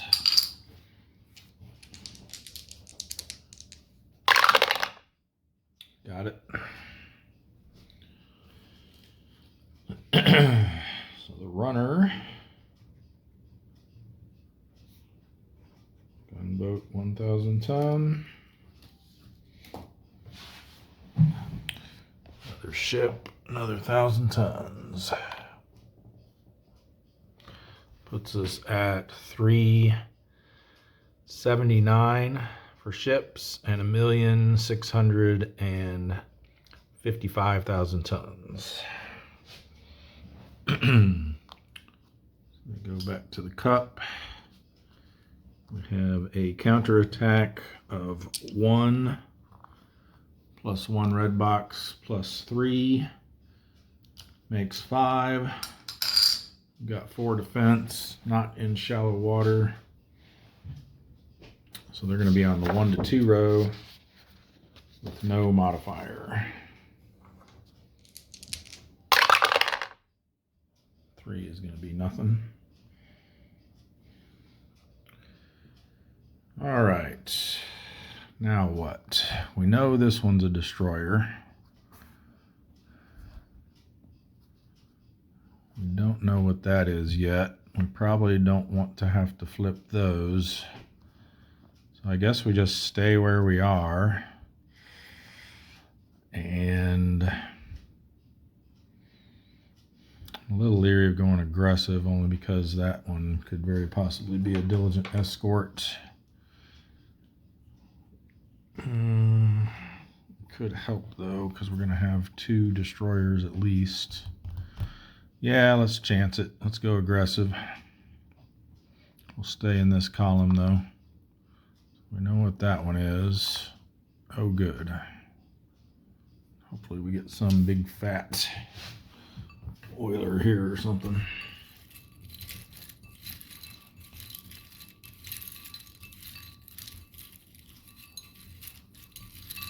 See if we can find that 18,000 ton one. Oh, even better. 20. Kazahaya. Let's go.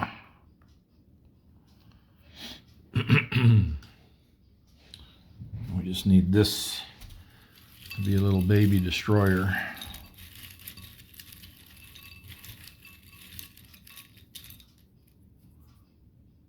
It's not. The Kasumi.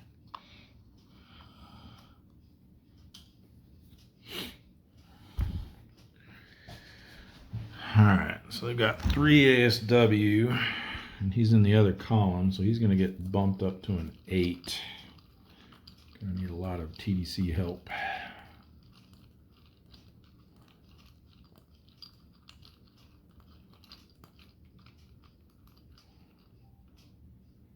Sure they're mixed around good.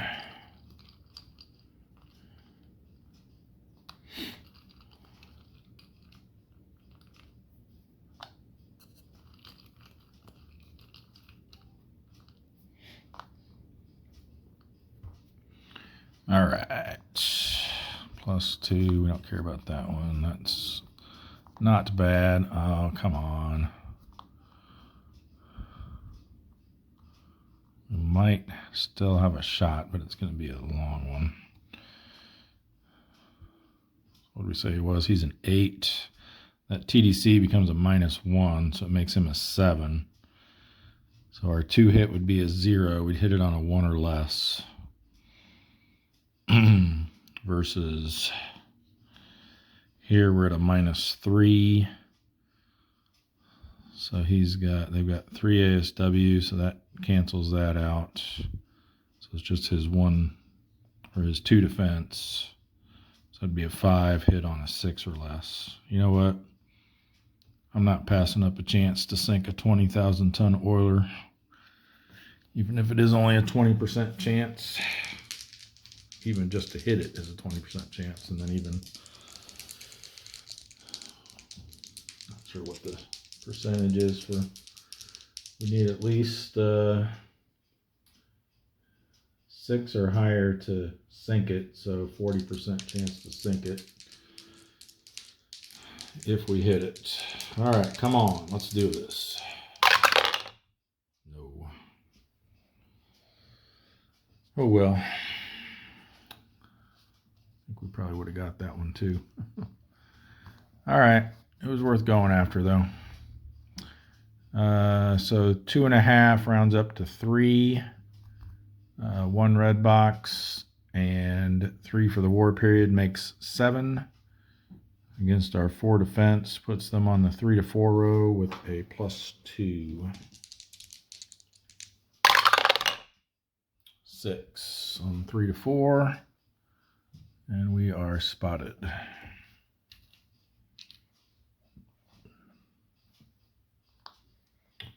Endurance check, A rating, went aggressive. We need a 5 or less. Got it.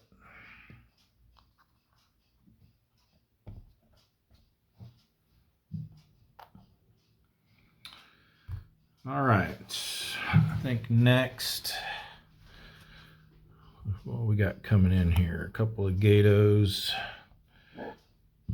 Excuse me, a new S2.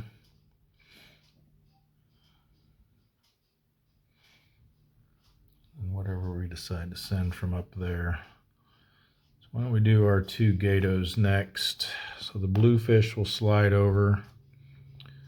They'll have a transit event check only on a 9. Search and contact with a +1. 9/9. So they're going to get a high density task force with an extra ship for each column. Makes 2, 3, 3, and 5. All right, here we've got zigged away. The Bluefish does have radar. We're just going to go straight over here to column D, I believe. Slide over a bit here. And we're going to go standard attack posture. Let's see what this one is. And we'll unflip that. Let's see what these are. Combat event.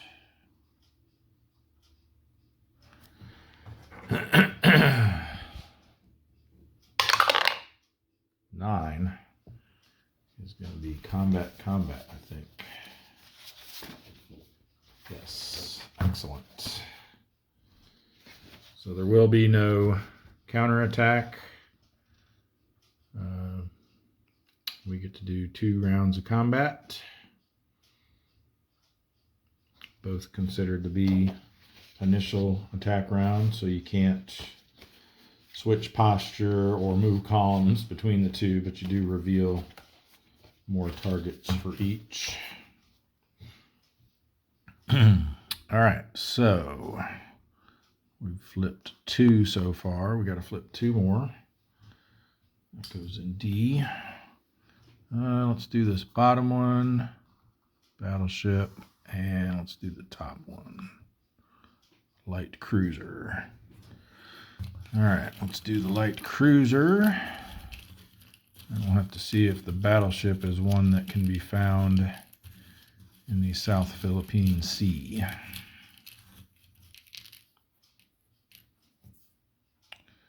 The Tenryu.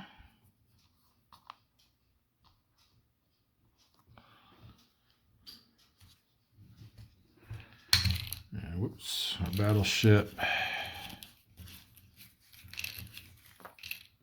It's a good mix.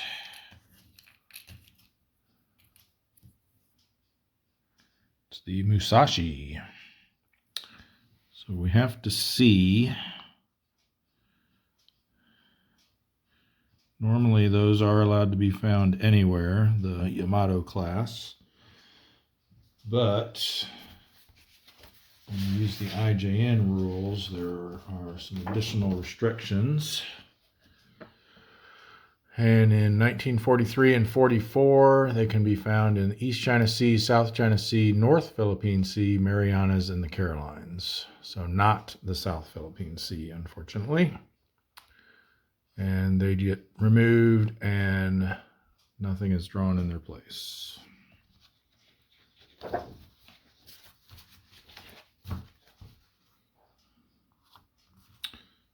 Goodbye to that one. So really a Congo class would have been the only thing we could have, whoops, I put that in the wrong spot. It was supposed to go here, not where the combat event was. So looks like we just have our light cruiser and merchant that we know about. So let's see what we can do for this first attack of the initial attack round.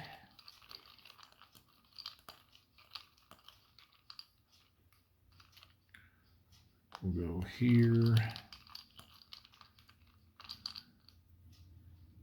And then, no, that was the one that we knew. We know that's a destroyer, right? So let's go there, actually.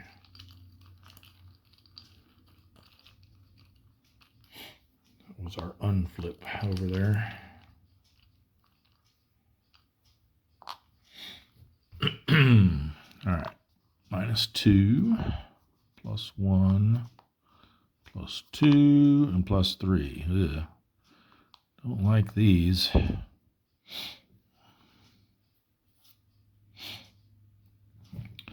Go after the Tenryu. They'd be a 5, which means a 2 or less to hit that. Don't really want to go after an unknown there. Could very well be a destroyer. This one's a 5 as well, so yeah, it's going to be the equal shot on either one, so we might as well go after the cruiser. So we need a, let's say, 2 or less. Nope. Needed those reversed. Okay, and there's no counterattack. We get to make a second attack in the first attack round. So we're still standard posture. It's not the re-attack round, so we don't have to reveal IJN or Rising Sun flags first, but in this case we're going to have to reveal them all anyway. So we got the destroyer that we know about, another cruiser, and an aircraft.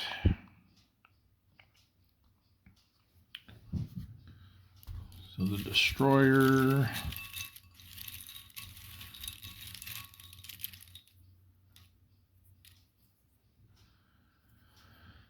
oh good, the Unagi. So they're just going to add up to 1 anyway with the aircraft there. And we've got a full-size cruiser here.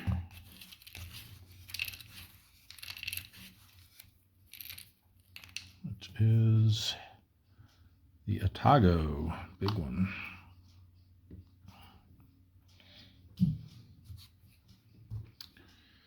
All right. Remember, this is still the first attack round. This is our free attack granted by the combat event, so the TDCs are not modified at all.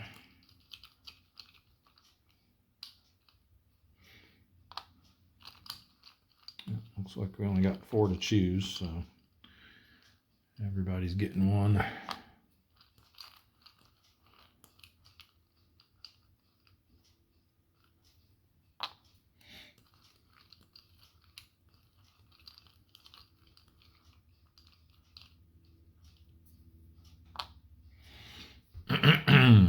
All right. Of course, we get a good one on the destroyer. Really? Okay, then. So this is a 5 plus 1 for the ASW makes him a 6. So now we need a 1 or less to hit. Looks like we go after this guy this time, unfortunately. So 2 plus 1 for the ASW makes him a 3. We're a 7, so we need a 4 or less to hit.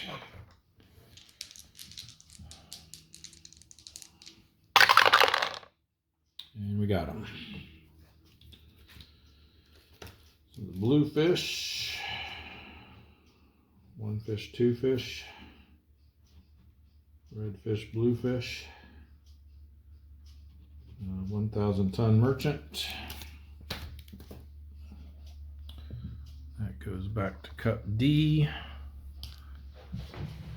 And we get another ship, which rolls us up to 380. Getting closer to that 450 mark. Another 1,000 tons. All right, so there is no counter attack. Now we go to the re-attack round if we wish. And we do. And I think we'll go ahead and go aggressive. We're going to need as much help as we can get, I think, against these cruisers. We don't have to reveal anything else. We're going to stay where we're at.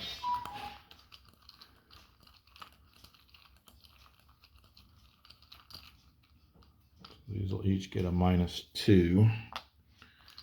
Unless they're already -3, and then they'll just be -4.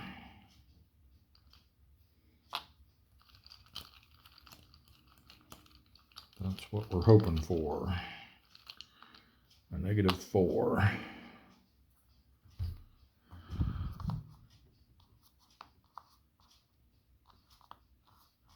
Didn't get it. I guess we'll settle for a -3. All right, so he's 4 plus 1 ASW is 5. -3 makes him a 2. We're at 7, so we hit on a 5 or less.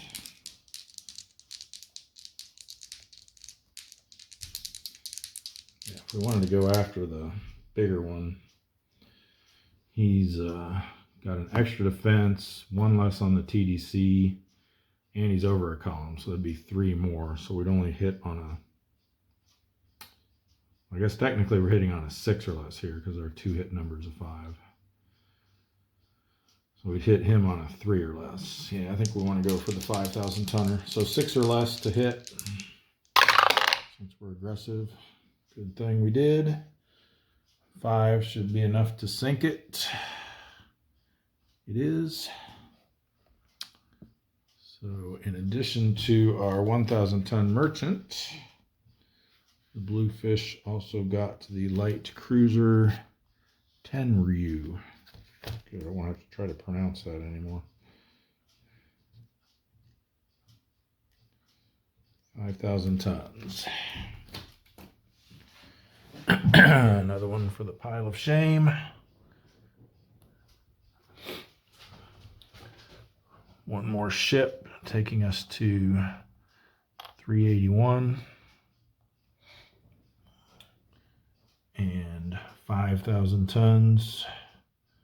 It goes around to 1 again, and this goes up to there. So 1,661,000 tons. Now we do have a counterattack. They just have 1 plus 1 red box plus 3 makes 5. 4 defense, so they'll be on the 1 to 2 row with a +2 modifier. Nothing. For our endurance check, A rating, we went aggressive. We need a 5 or less. Oh, I didn't get it. Too bad.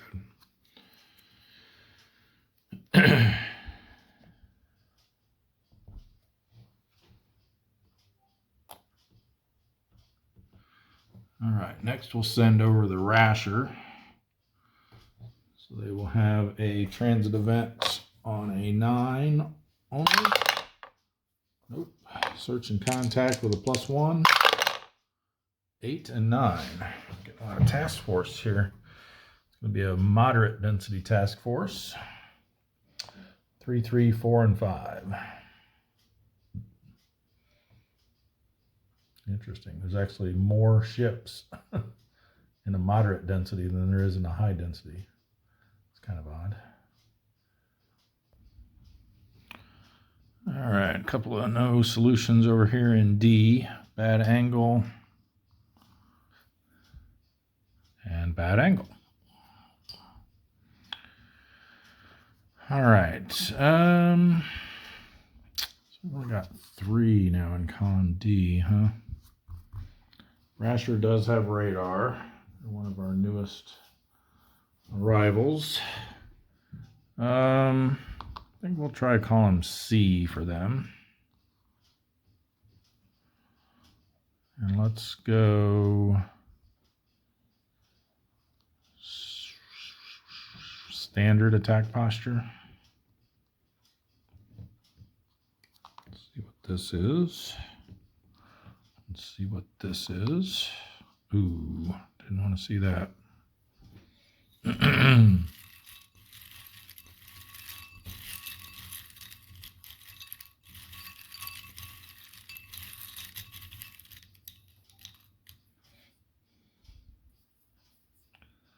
It's the Suzuki.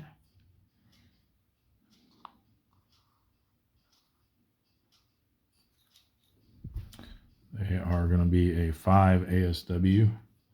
It's going to put a damper on things. We get to attempt to crash dive. I think we forgot to do that last time, but they missed us anyway. We do not.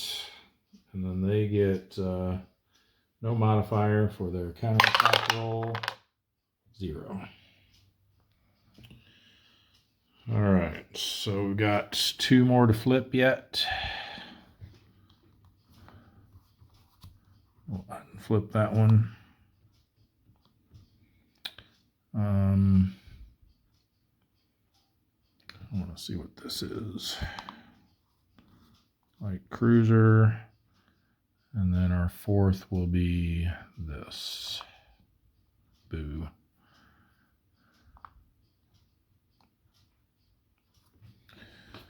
All right, so a second destroyer.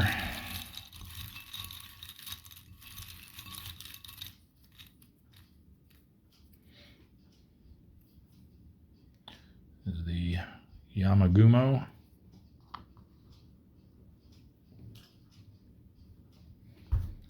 And light cruiser, which are dwindling. We've been sinking a few of those recently.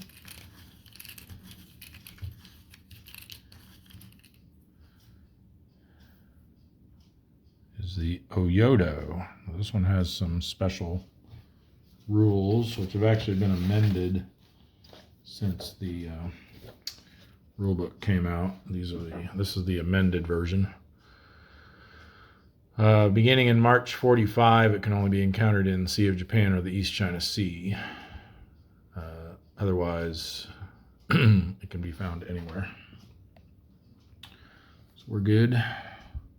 Yeah, the original rules have that restriction in place the entire time, but someone on Board Game Geek pointed out that they shouldn't be that restricted until later. So Brian Miller made an official change for that.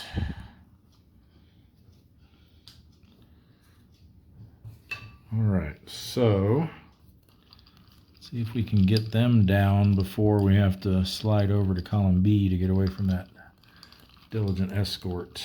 It's gonna be tough though. Got 7 ASW showing. Yeah, probably not gonna happen. Probably not. Might not even be mathematically possible. I don't think there's any point targeting that destroyer either. Even ignoring their ASW, they still got 5 from the other one, so they're an 11. So yeah, even a -3 wouldn't bring them down far enough. So looks like we go after these 2 as well, and then this one.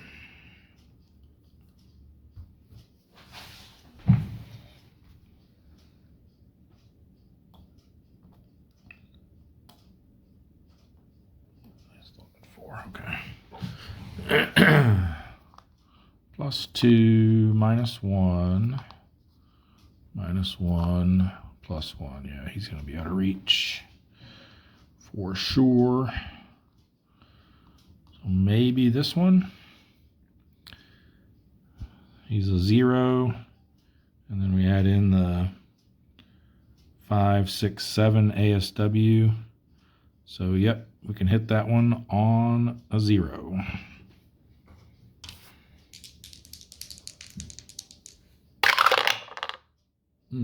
So close. Just needed it to tip over. All right. Now this big counterattack coming our way. 7 plus 1 red box plus 3 for the war period makes 11. We have 4 defense, so they're going to be on the 7 row. With no modifier. 4 is still going to be not good. At least it's only spotted. So given that, I think we will stick around to try again.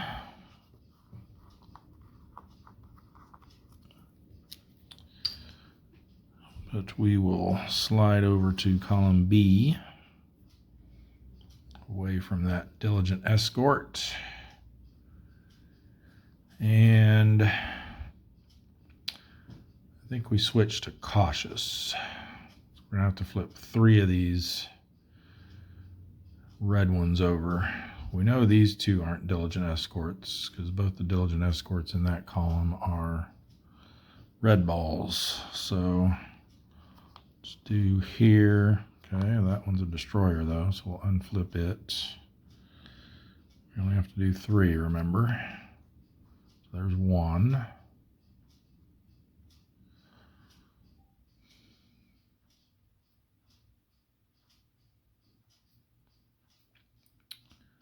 Two.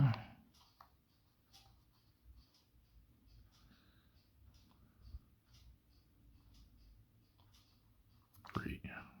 All right. That's not too bad. We got a regular cruiser.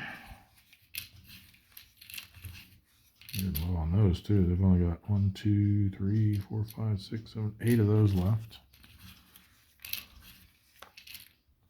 Oh, this one fell out while I was mixing, so we'll keep it. The Haguro.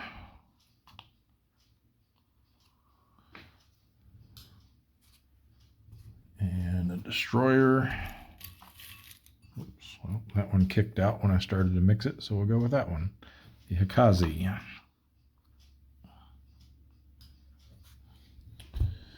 And a light cruiser.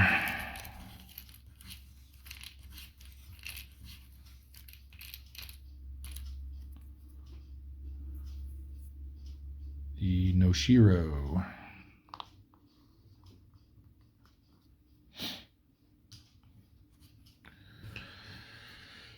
All right.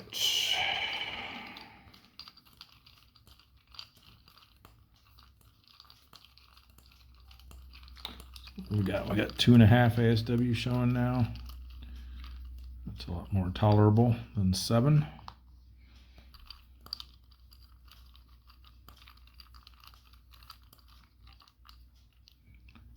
We'll target these 3.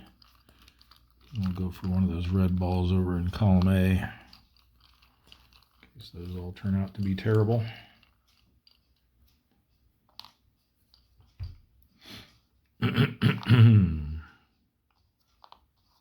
Oh, nice.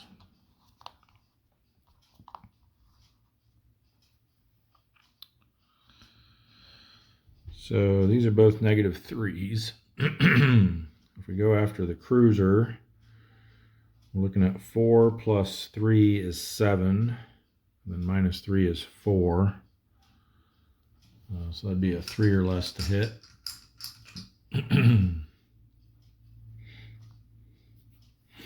And over here, he gets an extra one for being over a column. So 2 plus 3 is 5.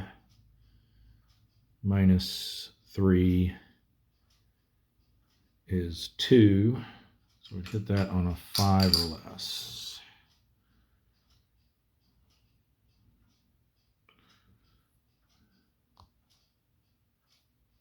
All right. He's, yeah, basically 2. He's over a column, so he has an extra defense effectively, so it'd be 2 easier than this one. Kind of like to go after that cruiser just for the fun of it. So we need a 3 or less. Huh, wouldn't have mattered.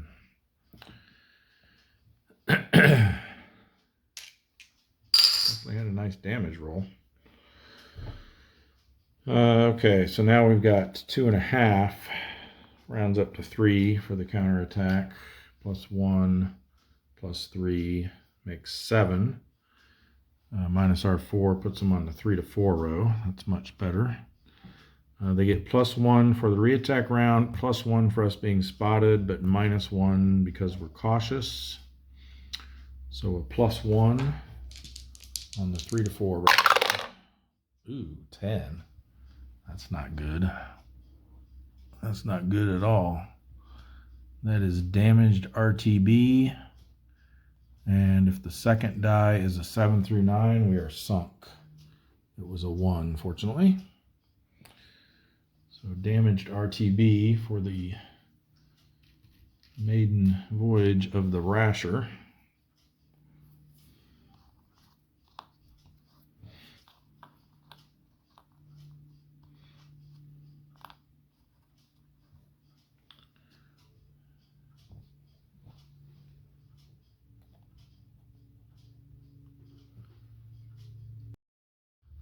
Next, I think we'll bring the Sargo over. So they are leaving shallow water, but they do have radar. So it's just going to be a regular transit event roll, just a 9. And search and contact, we've only got, I think they make the 4th sub, so they still get the +1 for that.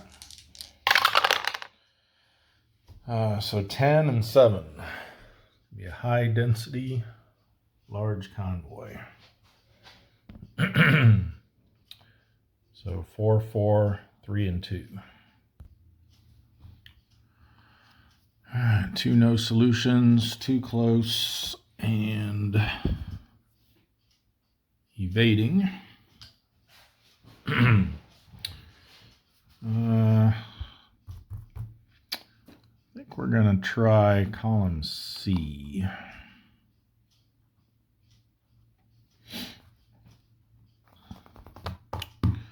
Let's go standard attack posture.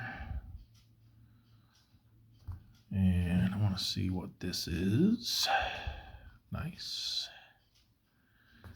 And then let's do this one. This one.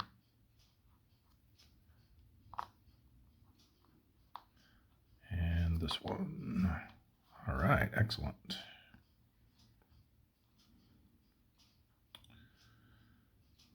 That's actually a battleship we can find here. I think Congo class is going to be the only one that we're allowed to find in the South Philippine Sea at this time.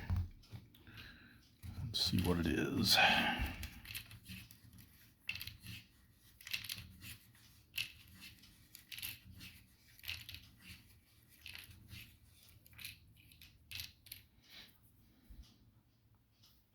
Ah, it is. In fact, it is the Congo.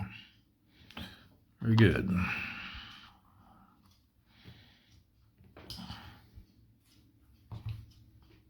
And a regular cruiser.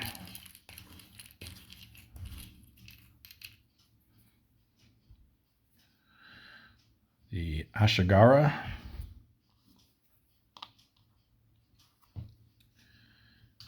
And a light cruiser.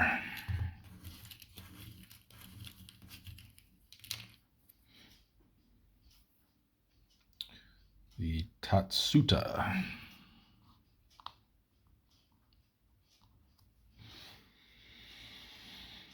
Okay, that was C. Now, this could be very nice. We can slide over to D in the reattack round and not have any escorts bothering us at all.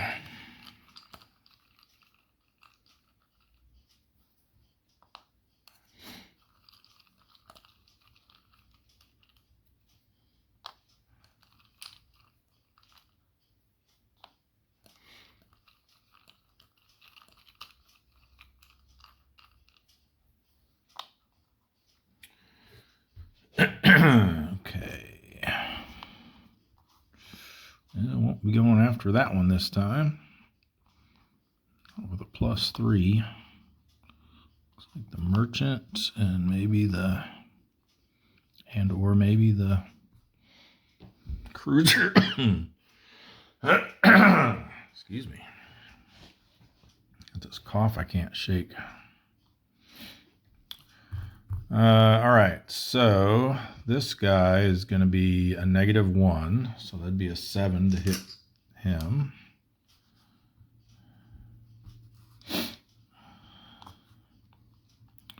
The cruiser is a 5 +1 because he's over a column, then -1, so he's a 5. So that's going to be a 1. So it looks like, unfortunately, we're just going to have to go after the merchant this time. This one would be a 2 to hit. So, yeah, I was hoping for something really nice on that battleship. Well, we'll see in the reattack. We can go aggressive, so we'll have some better opportunities there. So I guess we'll just go after the merchant with a, what did I say, a 7 or less.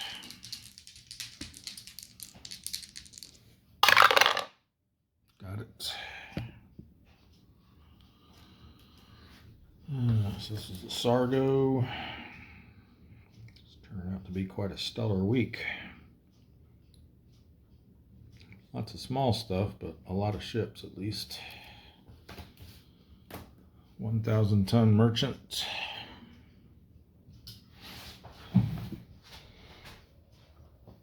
So we still stack together here. Yep. Move those up together. All right. For the reattack, we will slide over to column D. We will switch to aggressive.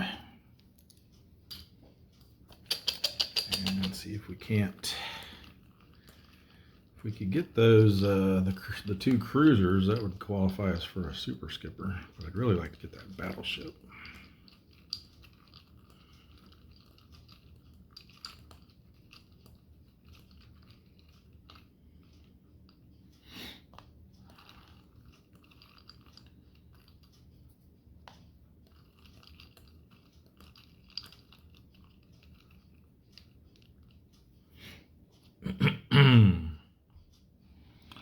All right, maybe.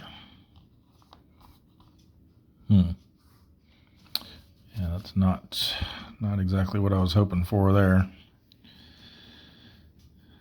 So if we were going to try to split shot these, they would have both had to be pretty well in the negatives. This is a 0 and that's a -2. So if we just went after this one with the -2 TDC, it'd be 3. So the 2-hit number would be 3, and we'd actually hit it on a 4. So that's not bad. If we did want to try the battleship, can we even hit it? So he's a -2. Brings him down to a 6, but then he's over a column, so he's a 7. So yeah, we can't even hit the battleship, unfortunately. So yeah, looks like just a shot on the cruiser here.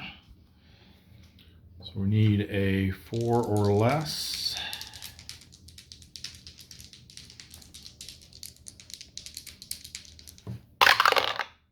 And did not get it. And that was rather disappointing after seeing all of that and then only coming away with a 1,000-ton merchant. All right, for endurance check, we did go aggressive, so B rating 4 or less. Yes. All right, so now anyone else we bring in, we're going to have congregating risk, which will nullify the ultra advantage, at least in terms of the search and contact roll. Still get the extra ships. So I'm thinking we've also got the Marianas over here, which we've got 3 T-boats here in the Marshall Islands that can come in. Which they're pretty decent. They have 6 attack. Got a couple of damaged subs here that I haven't really decided if I want to risk having them patrol again. Probably will. Question is, do we just let them stay put so they don't risk getting damaged in transit? And then we've got these P boats underneath there too that could potentially come over or down. And you know what? I think we'll send the P's down here. Let's bring them up top. So we'll send the Pompano down. They will have a +1 for their transit event check, so 8 or 9.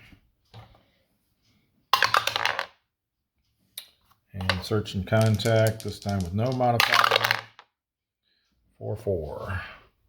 So it's going to be a sparse, small convoy, but we do get the extra ships, so 3 and 2. All right, the Pompano does have radar. Only a 3 tactical rating though, so I think we'll go standard and let's just have a look at what's here.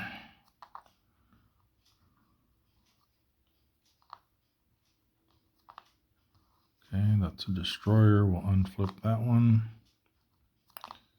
That's also a destroyer. And then let's try this one.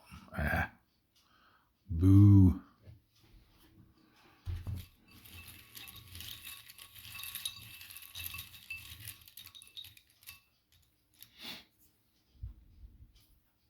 Yikes, a big one too. Yugumo.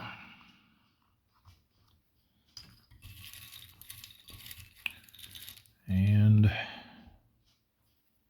another big one. Naganami. Well, that right there knocks out our entire attack between their 2 ASW each. So we're really going to need some TDC help here. going to be worth sticking around.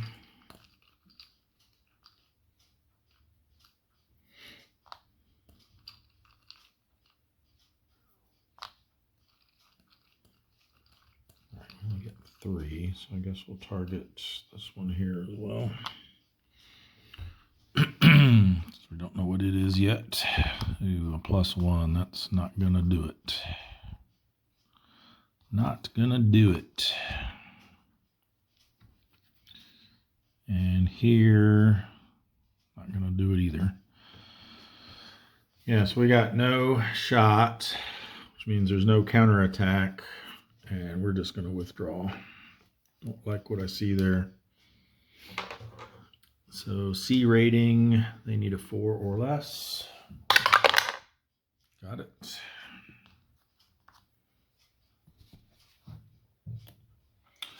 And then we'll bring the pickerel down. Again, +1 for their transit event check. Safe. Search and contact. There's no modifier. 8 and 2. Moderate density, small convoy. So 4, 3, 2. Pickerel has radar as well. 3 tactical rating. We're going to play it safe, I think, here and set up in column A. Go standard attack posture. Gunboat. Auxiliary and merchant. Very good.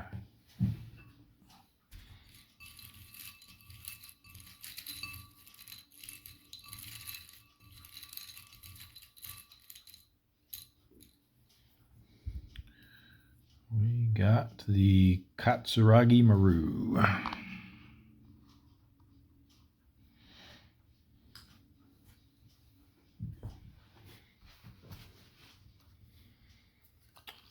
All right. 9,000 tons would be nice.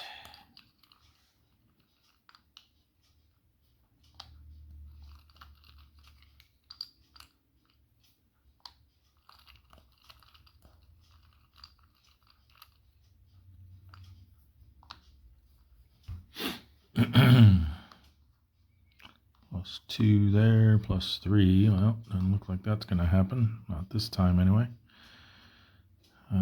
So here we've got, he's a -1, so 5 or less. Looks like that's our best choice.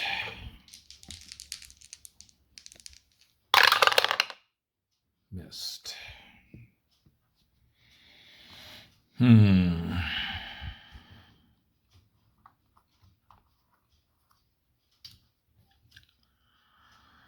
Well, I'm really scared that there's some diligent escorts lurking under those. So I think I'm going to go cautious for the reattack round. We have to flip this one. Okay, we'll unflip it. And then we just got to flip 2. So let's try this one. Nice. Let's try this one. Nice. Excellent. Okay.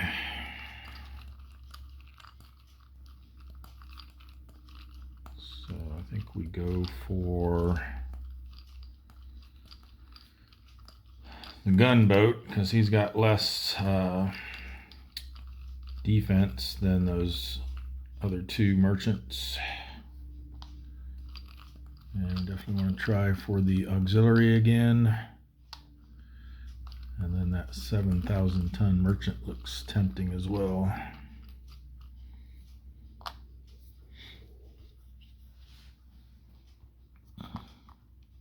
Okay, like that. Don't like that. Don't like that. So it looks like we're going to have to settle for the small fry again. This would be well, they're each -1.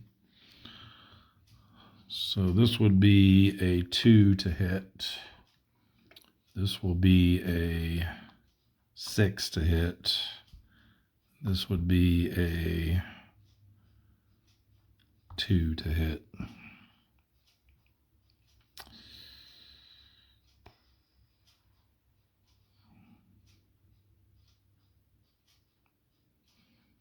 So this one was, yeah, -1, so it'd be 2.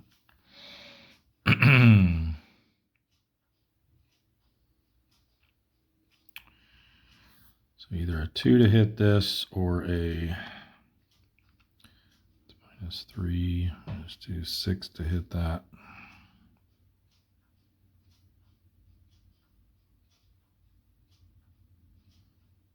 I really want that tonnage, but I think I gotta go for this easier one.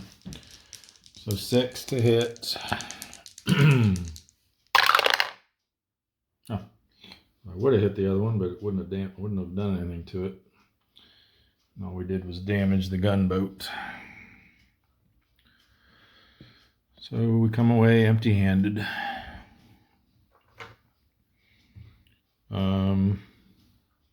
C rating, 4 or less. Got it. All right, I think that's all we're gonna send to that area. So next, let's work on Marianas. I think we'll have, you know what, before we do them, let's go ahead and knock out North Philippine Sea. I'm just going to have them patrol in place here. Don't want to risk them something bad happening on a patrol move. So first is going to be the SEAL. Search and contact roll. 7 and 8. It's going to be a low density task force. Might be more than he was bargaining for. 1, 2, 2, and 3. All right, SEAL does have radar. Again, they are damaged. So I think we're going to go over here in column D. Looks like it could be friendly. Probably not, but we'll see. We're going to go cautious.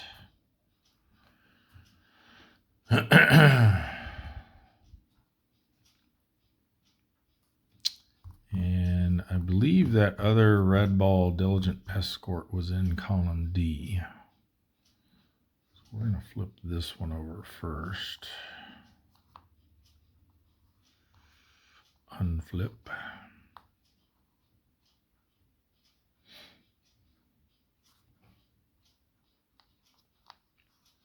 Oh man. Oh man.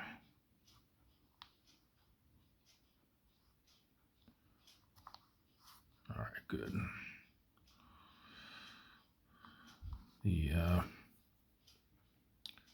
Akashi. I think we've run across them before. I'm pretty sure we don't replace that.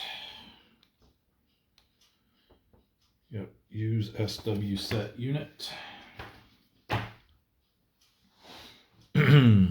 right, but we do need a destroyer and an auxiliary. The destroyer is going to be nice and small, the Unagi. So their half and their half still just adds up to 1.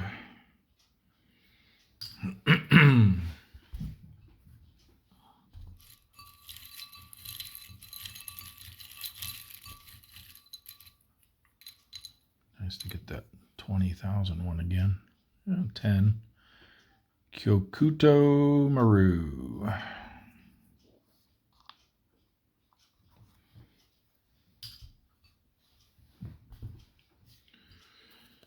All right. This is going to be their only attempt. We're not going to risk for re-attack with them being damaged.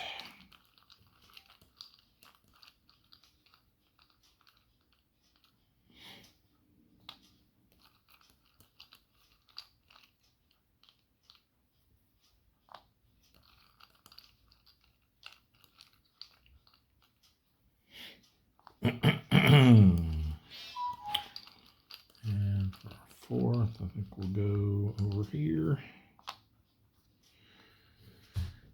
All right. +1, -1, -1, -2. Rather have seen that -2 on one of these, but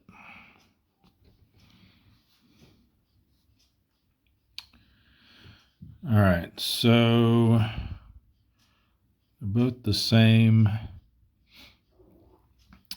defense, so might as well go for the bigger one. They're going to have, there are 3, they get 1 boosted 1 from the ASW, makes them a 4. -1 brings them back down to a 3. We're a 5, so we can hit on a 2 or less.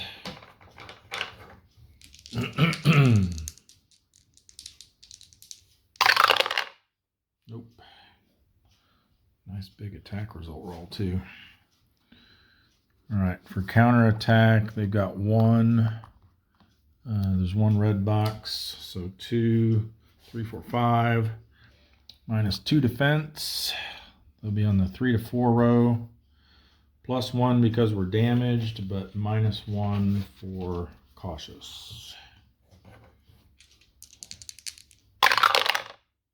Oh, good. 1 will be nothing. And we're not going to take our chances any more than that. So with our B rating and being damaged, we need a 4 or less. Nope.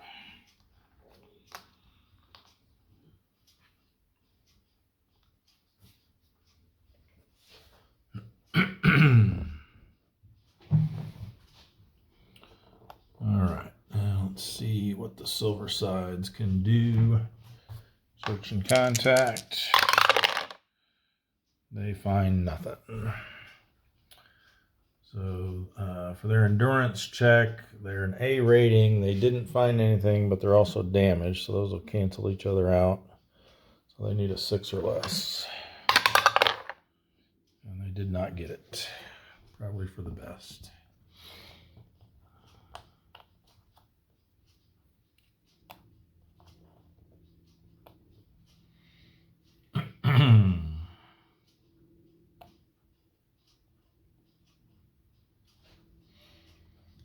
All right, now we'll move over to the Marianas. Let the sailfish see what they can find with a +1 for being in an ultra area. 10-9. Well, it's a very definitive high density task force. So it's going to be 2, 3, 3, 5. All right, sailfish does have radar. This one is in a sea swell. That one is evading.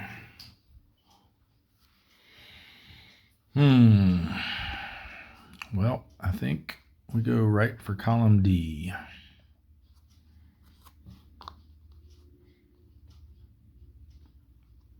And we'll go standard for now.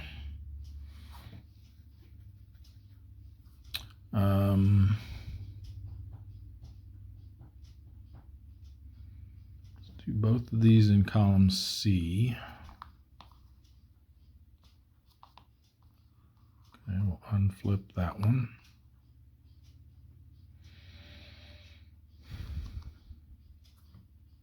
Let's do here. Oh, combat event.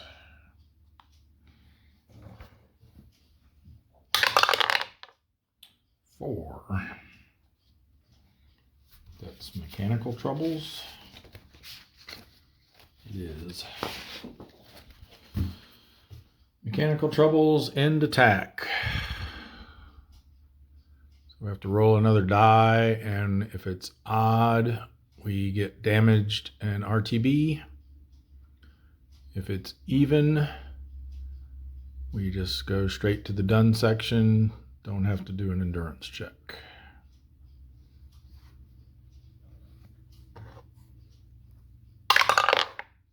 It is odd, so we are damaged, RTB.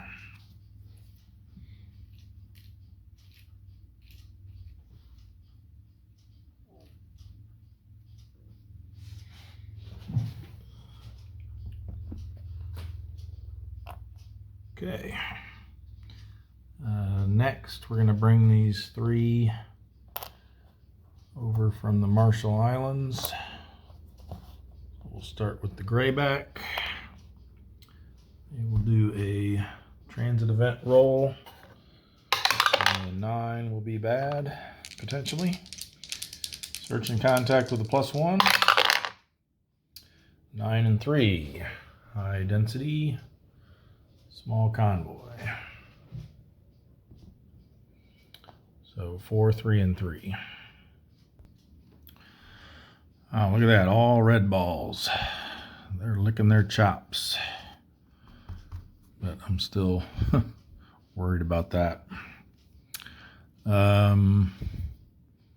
They do have radar. All 3 of these that are coming over from the Marshall Islands have radar.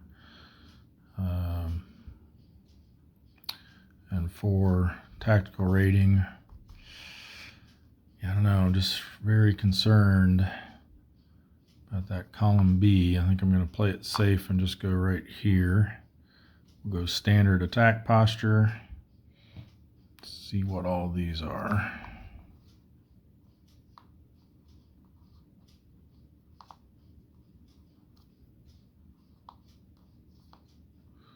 All right.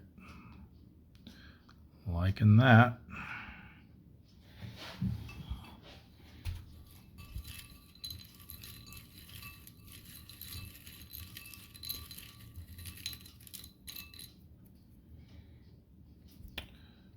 We got the Rio de Janeiro Maru.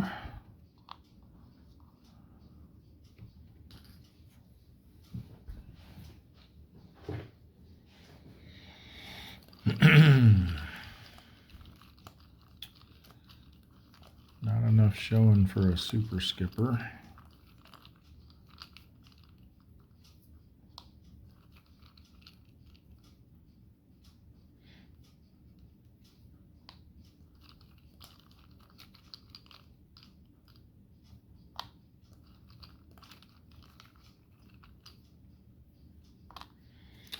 All right, what do we got? -1, 0, +2, and -3. All right, that's what I was hoping. Get a nice one on that.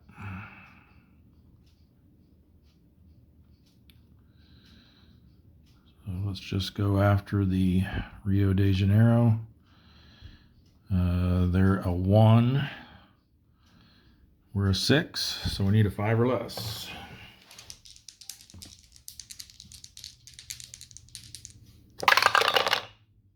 And we got it.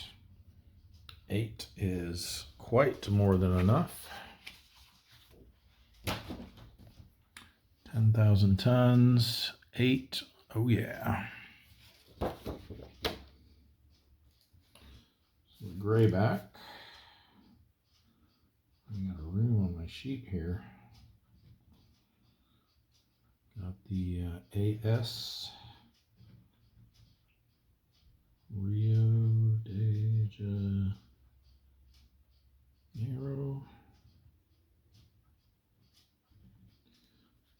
10,000 tons. Awesome. And I did get the pile of shame reconstructed. Put that on top there. And one ship, 10,000 tons. Puts us at 383 for ships and 1,672,000 tons.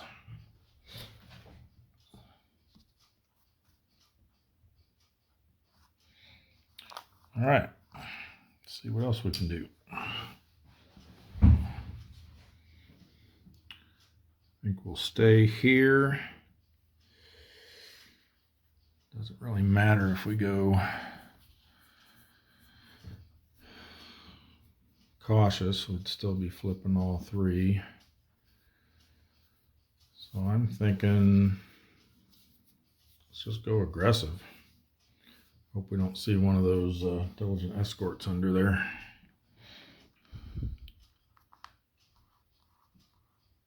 Okay. Okay. All right. Not too bad. Need a destroyer. Hopefully a small one.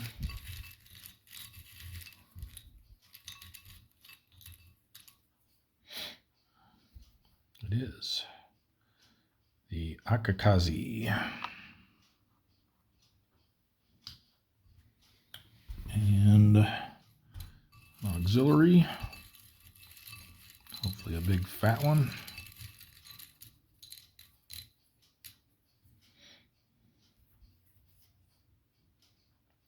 Pretty good size. The Aramo, 16,000 tons. Let's go. Now we got enough for Super Skipper qualification. We can get that one and one of the other ones down.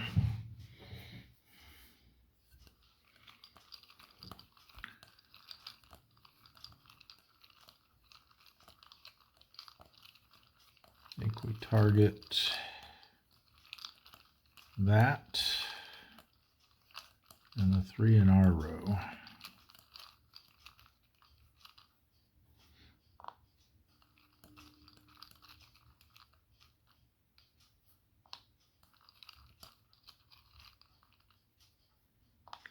Need that first one to be a -2 or a -3.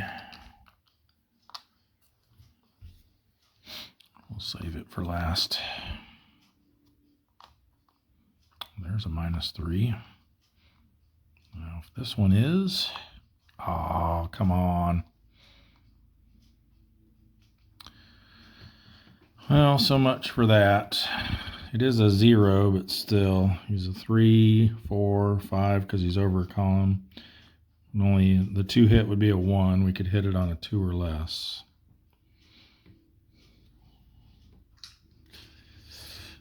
Now, it's very tempting. Very tempting. Let's see what these work out to be. This one's obviously going to be pretty easy. -4. Makes him a -2, so that's an 8. So yeah, automatic hit on that one with the die roll modifier. And what would this one be?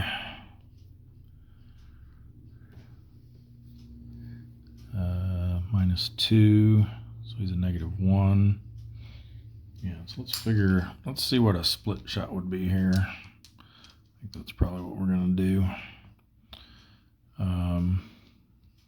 Said this one was an 8, right? For the 2 hit. 2 -4 is -2. So yeah, that'd be an 8 for the 2 hit number, which is a guaranteed hit. And this one is -2, so oh wait, I'm forgetting the ASW. Hold on. They get another one from ASW, so this is only a 7. So it's not a guaranteed hit. He's a 1 + 1 is 2, -2, so 0, so that's a 6 to hit. Right, 2, 3, -4, yep. Okay, now we got it straight. So is this even right? 3, 4, 5. Yeah, I did do that one right. So we split it even. That's 3 less on each. So this becomes a 3 which means we hit on a 4 or less, and this becomes a 4, which means we hit on a 5 or less. We'll do that.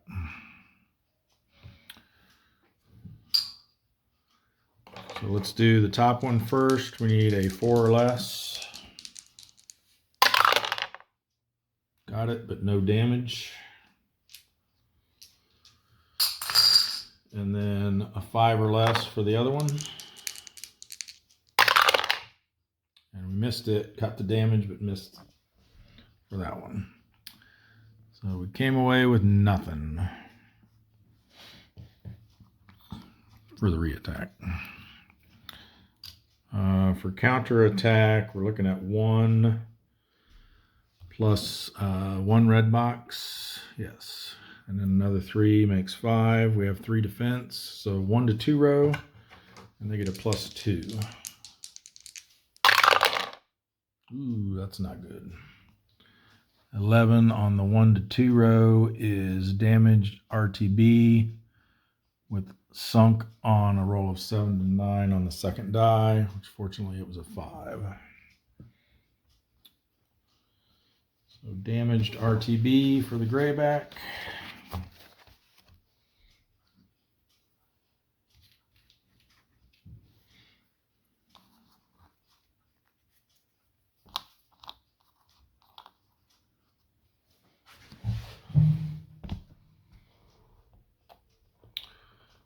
Grenadiers coming in next.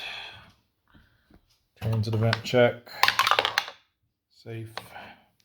Search and contact with a +1. 9-5. Lots of high density stuff here. High density large convoy this time. So 4, 4, 3, and 2. All right. Too close. Zigged away. We're going to have the Grenadier play in the deep end over here. We're going to set him up in column D. We're going to go standard attack posture. And I want to look at this one.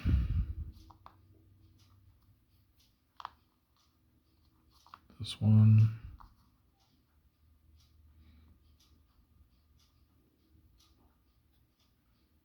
This one. Combat event.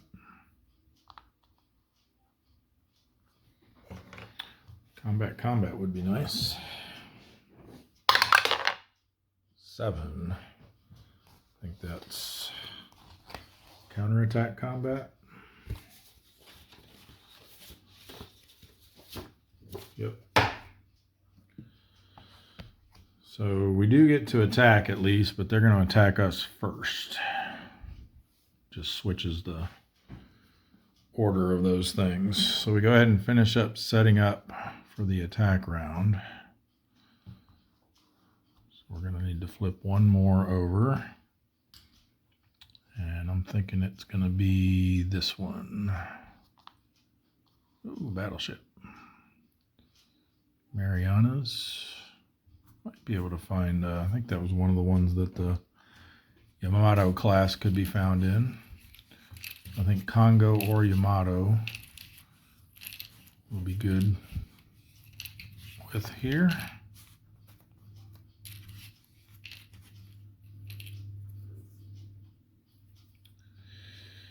And it's neither. It's the Yamashiro. So that one is disqualified because of the normal IJN battleship doctrine rules. I believe we reveal a different one instead then. So yeah, anything other than the Congo class and the Yamato class can only appear in Empire, Pacific, Sea of Japan, all those ones that are denoted with the little battleship icon. Any others placed back in the cup and reveal another counter in their place. We'll reveal the last one that we can. Oh, and it's a cruiser. Nice. Starting to get some corner peel there. Need to glue that down. All right, so a cruiser. Well, this one goes back. Then get a cruiser for that, and an auxiliary for the other.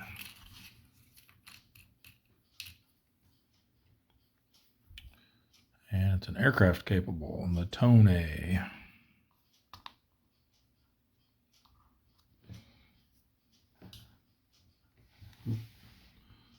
I put that back in the cup, where'd it go? There it is. I'll leave that out so I can glue it back down. Auxiliary.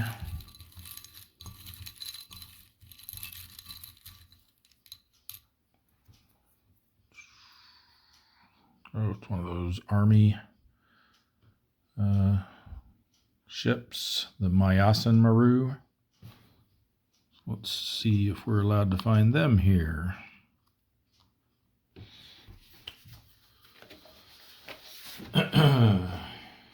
Imperial Japanese Army ships. We are in the Marianas, and that is not one of the ones they can be found in. So, and you notice at the bottom there, you remove it, return it to the pile, and no ship is drawn in its place.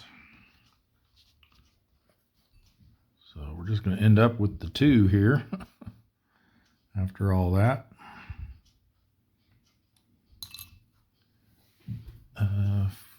There is going to be a counterattack, though, because the Tone is aircraft capable, so they get to do that first. So that's a 1 + 1 red box plus 3 for the war period minus our 3 defense. Puts them on the 1 to 2 row.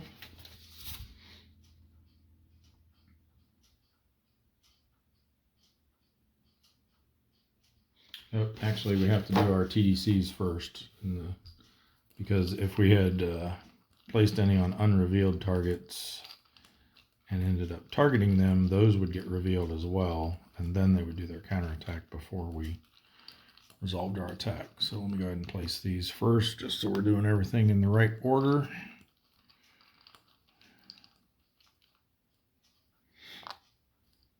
In this case, it's not going to make a difference, but okay, I like to see that. So now they do their counterattack. 1 to 2 row with, we went standard, right? Yeah, so no modifiers. 0. Okay, now, excuse me, now we can attack. So we've got, this one is over a column, so that makes him a 6. -2 makes him a 4. So we can hit this one on a 2 or less. And we can hit the merchant. He's over a column, so he gets +1. So he's a 1. So we'll hit that on a 5 or less. I think might regret this, but I think we'll save this one for the reattack round because we'll go aggressive. So we'll get a -2 to their TDC. Hopefully get a better shot, plus with the positive DRM. So let's just go for the merchant this time, needing a 5 or less. Watch us roll a 0-9. Nope. 1-5 though, so that would have, 5 would have probably sunk it too. Yep, it would have. Oh well, definitely sinks this one. So the Grenadier gets a 1,000 ton merchant.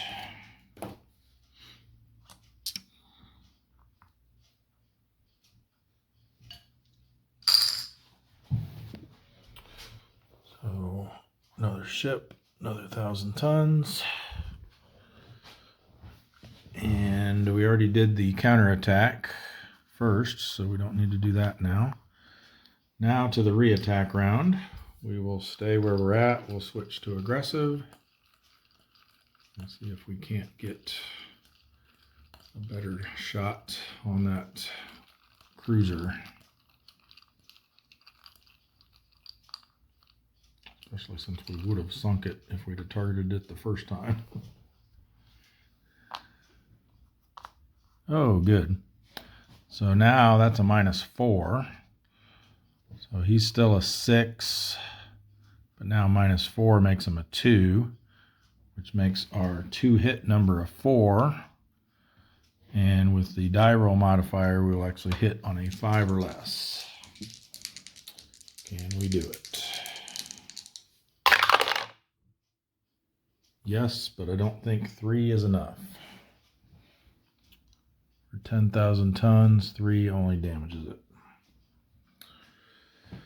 Sad face. All right, well, let's roll to see how bad their damage is. They were, what again? 13,000 tons.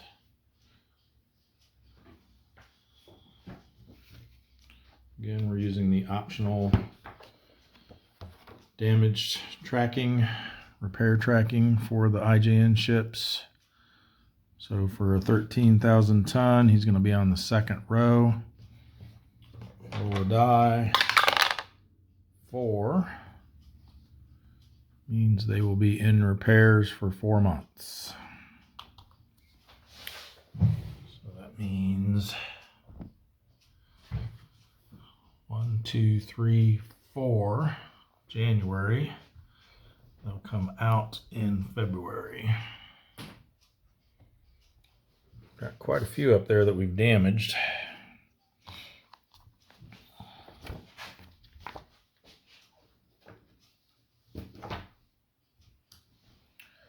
All right, now endurance check. B rating, we did go aggressive, so we need a 4 or less. Got it.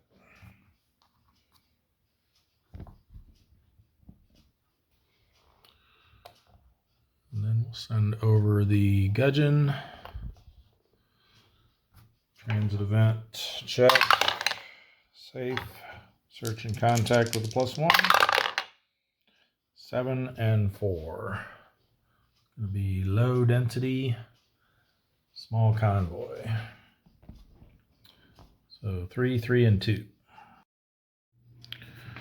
All right. Debating over setting up in column B or C here. Let's go B. We'll go standard posture. So we're flipping over 4.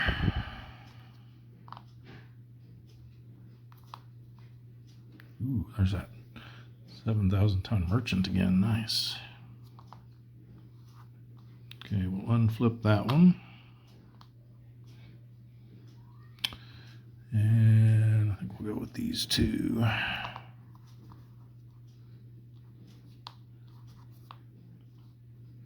All right, well, at least one of them wasn't a destroyer.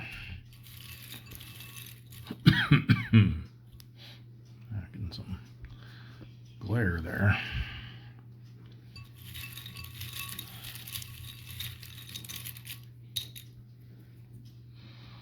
Okay, it is the Fuyo.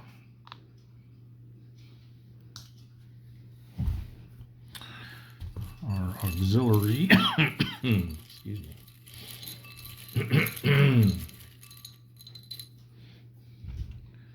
Is the Nip Nippon Maru.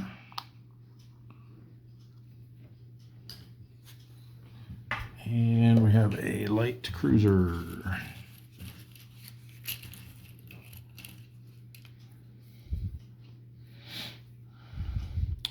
The Kashi Super Light, 3,000 suns. All right.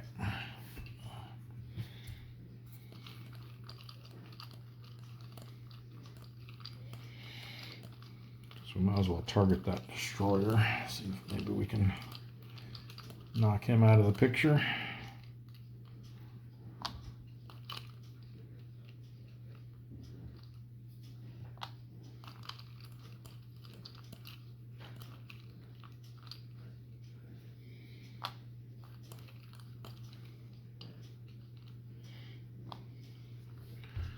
All right. -1 on that. +2, probably not. Ooh, -2 there. Yeah, I think we're going to try for the 7,000 tonner. So that makes him 0. He gets 1 from the ASW. So we can hit on a 5 or less.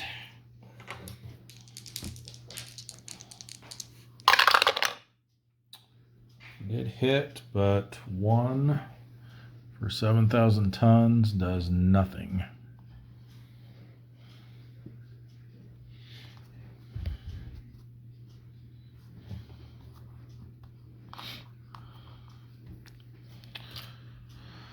For the counterattack, they have a half, which rounds up to 1.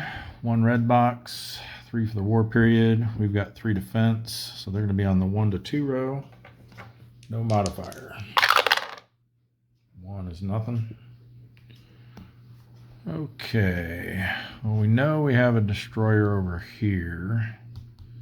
So I think we'll slide this way and hope that we don't find any in column A. I have a feeling we will, but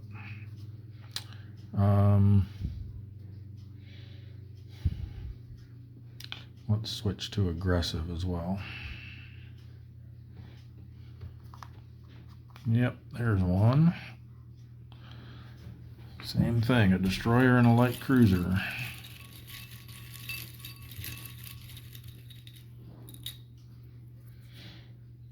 This time, whoa, got the Akagumo 3, yikes.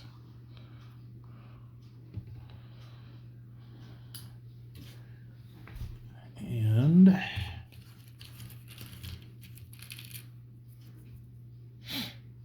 the Tama. I don't know if we've seen that one yet.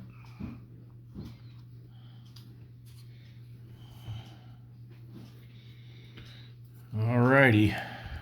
We got 4 ASW now. It's going to be tough.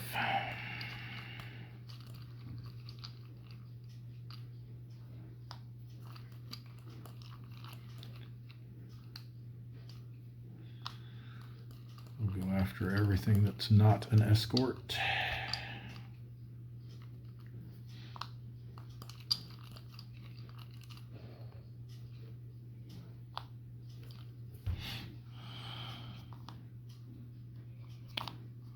+2, -2, -2, -2.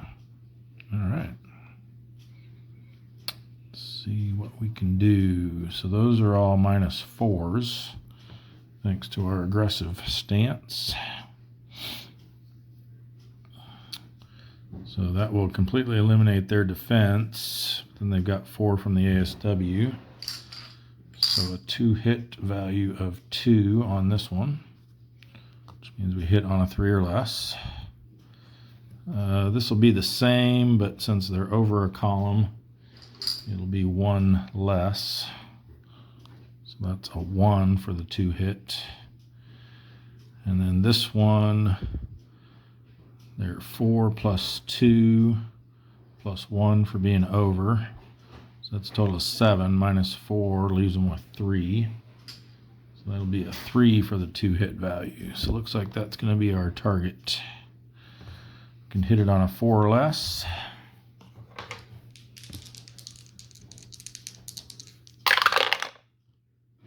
got it. 5 should be enough. 7,000 tons. Yes, it is. So the gudgeon.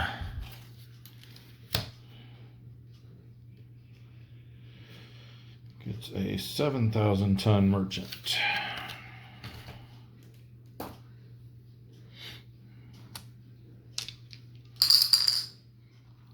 Now the counterattack. 4 plus 1 plus 3 makes 8. Minus our 3 defense puts them on the 5 to 6 row with a +2 modifier. 5 shouldn't be too terrible. 5 to 6. 5 is just spotted.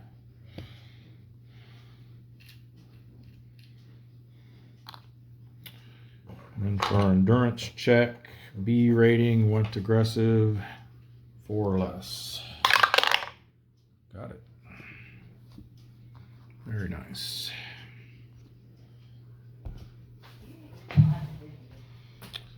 Okay, that's going to do it for that op area.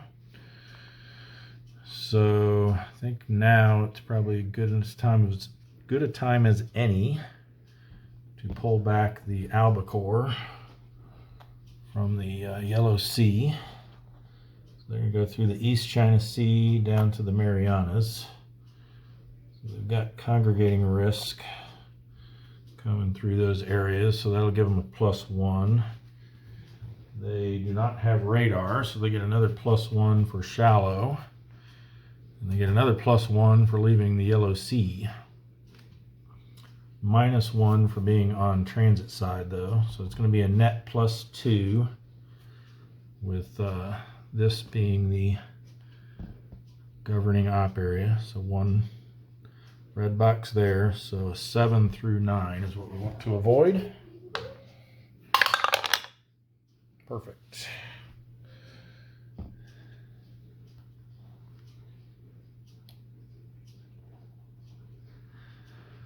All right, I think that just leaves the Empire Pacific for patrols. We still have a couple outbound subs that we'll take care of at the end. And we've got all of our ones coming out. All right, so we're just gonna have all 4 of these patrol in place here. So first up, the halibut. Search and contact. 04. That's going to be a big nothing. So their A rating with a -1 to their roll means they can stay out on a 7 or less. Yep.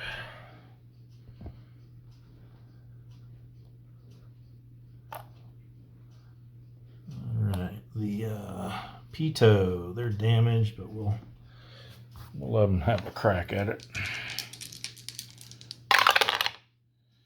1-7. They didn't find anything either. So they're going to be A rating. Didn't find anything, but they're damaged. So they'll need a 6 or less.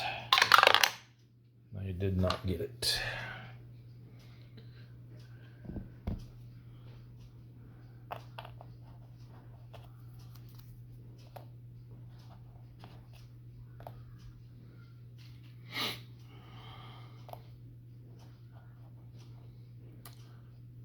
Then we have the Pogie. See if they can find something. Huh, nope. 1-8. Just missed out on getting a loner. So they will need a 7 or less to stay. They do not. Really strike out here in the Empire Pacific.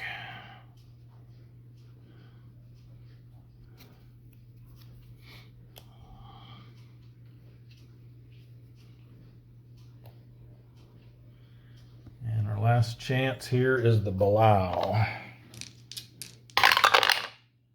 They got something. 4-2. Going to be a sparse small convoy, which is 2 and 1. Just realized we forgot to record the 7,000 tons that the What was that the gudgeon got a little while ago? So let's do that. Another ship, 7,000 tons. We'll roll that over. So that puts us at 386 ships and 1,680,000 tons. Now we'll set up for the blow. All right, with this small of a contact, we're just going to come out swinging, aggressive posture. Let's see what we got. Ooh, nice, a carrier. Can we get them down to one carrier? We got two left right now. One's damaged on the repair track, but I think it's going to be in repairs so long that we won't see it again. It's in repairs until next August. More than likely in the, well, I don't know about more than likely, but there's a good chance that we'll end the scenario before then. All right, we got the Kasumi.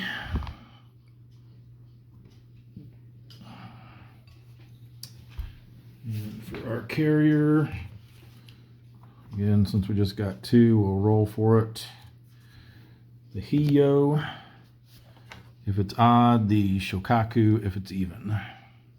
It's the Hiyo. 26,000 tons. That would be a nice prize to finish off week 2 of September.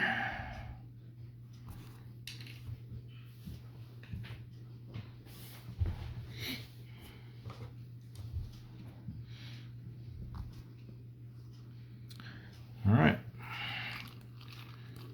See what we get.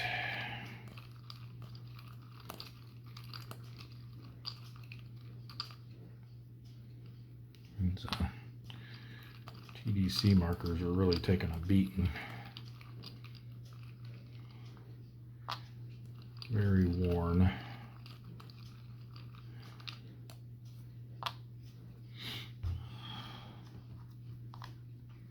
+3, no thank you. +1, come on.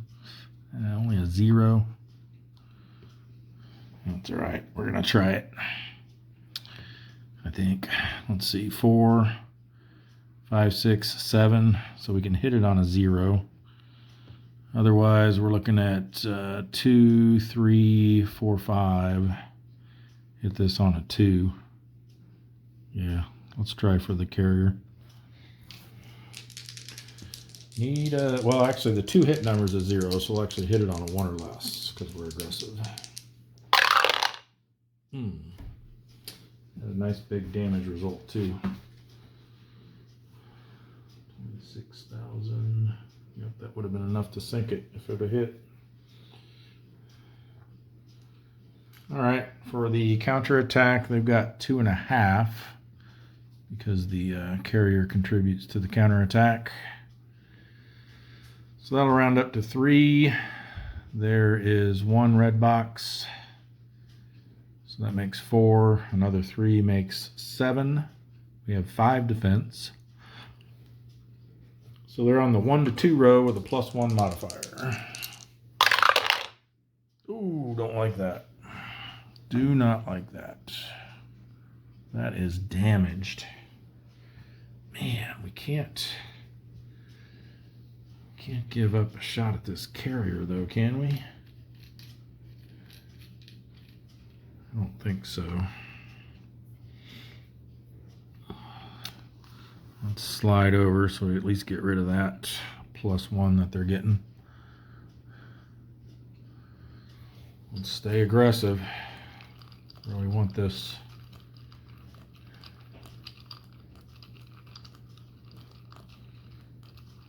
Damage result on the 1 to 2 row.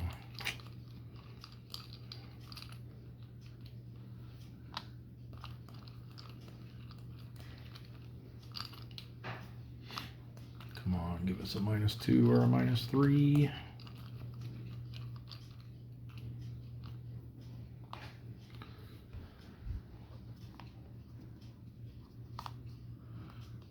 There's one. Oh, come on. Boo. So that's a -1, so he's going to be 4 and 2 is 6. -1 makes 5. So a 2 hit of 2, so it is a better shot than last time. This one would be, excuse me, 2, 4, plus 1 for going over makes 5, but then -4 leaves him with 1. So that's a 2-hit number of 6. Yeah, we got to go for that carrier though. Got to. So with the -1 die roll modifier, we can hit it on a 3 or less. There it is, but we didn't even damage it. 2 is absolutely nothing. All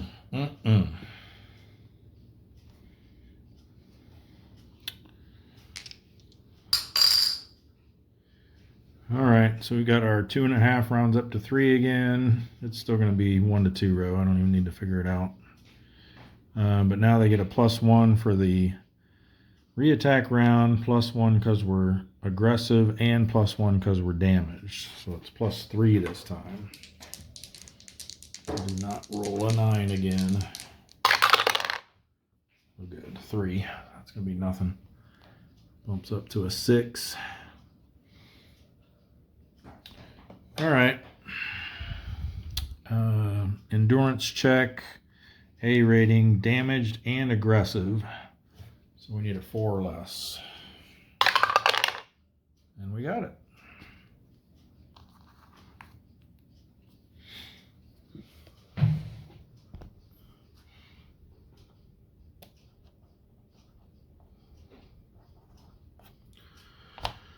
Okay, so we've got the barb over here in the Marshall Islands that needs a place to go. So I'm thinking East China Sea for them.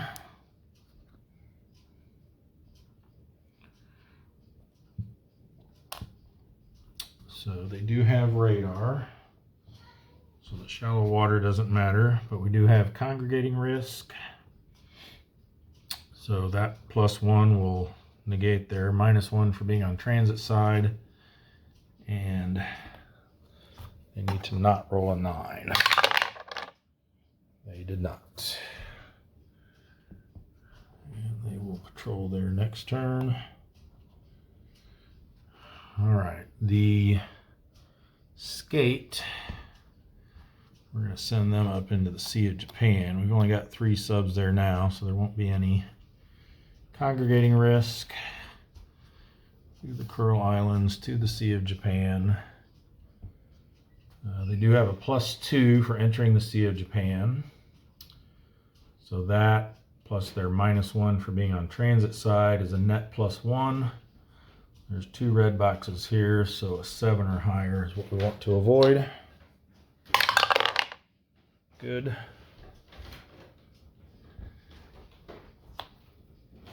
Naval patrol there. All right, we got 1 coming out of Dutch Harbor, which we'll send over to the Kuril Islands. No transit event check required.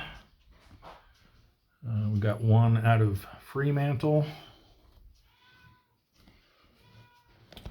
which we will send up to South China Sea 2. It's the Grayling. They do not have radar, so we'll have a +1 for shallow water, -1 for being on transit side, so only a 9. They made it. We've got a couple coming out of Brisbane. We'll send them up to the Bismarck Sea, as we generally do with those. And they pass through no areas with red boxes, so no transit event check. Do we want to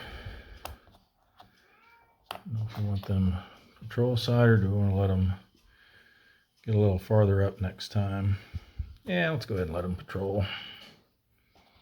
They can pop over to the South Philippine Sea. It's not terrible over there. Okay, let's do our tenders next. Sperry has 2 coming out.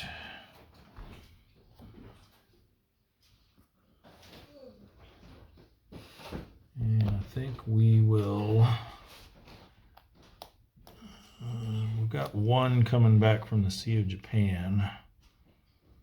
So I'm thinking we send at least one of them up there. Maybe both. Yeah, let's just send them both up there.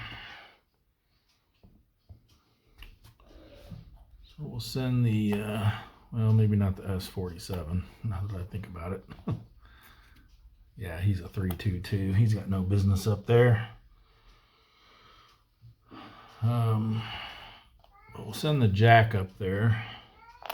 So they will have congregating risk, contributing a +1, +2 for entering the Sea of Japan, and then -1 for transit side. So it'll be a net +2. So we want something under a 6. Perfect.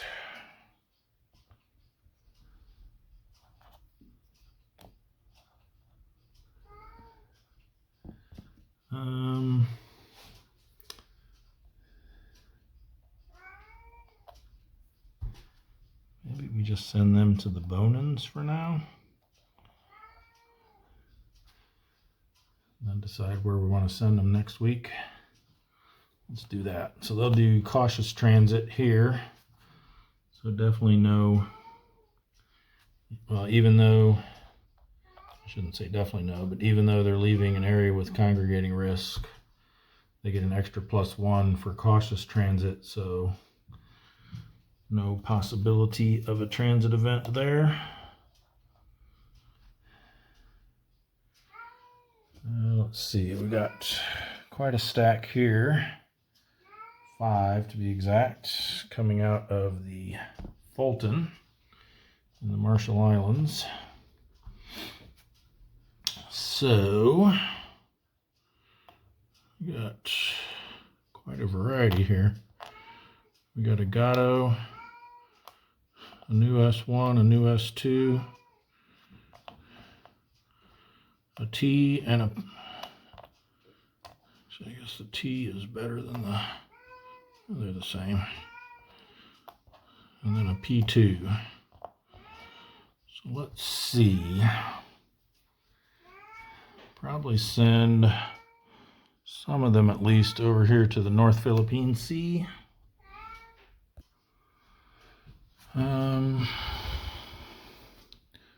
We have what, only 2 subs there now. So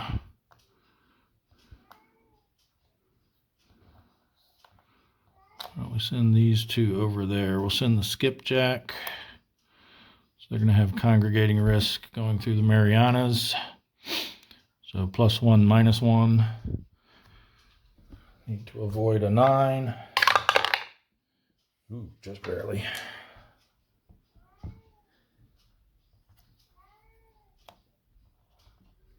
Same thing for the Tarpon. Anything but a 9. Good.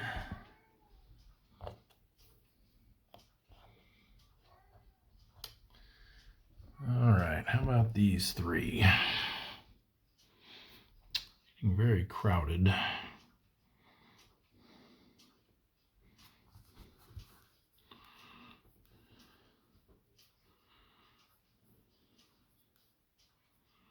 I think we'll send, we've got what, 3 more coming out of Pearl Harbor too.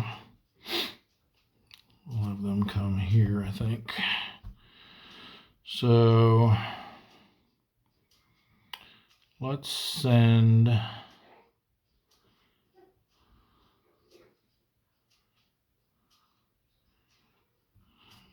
let's just send all 3 over to the North Philippine Sea.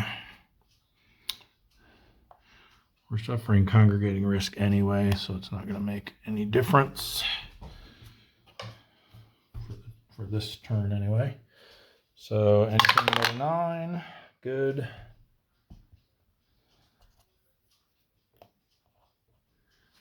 The tuna, anything but a 9. Ooh, he got a 9. 1 6 is going to be fine.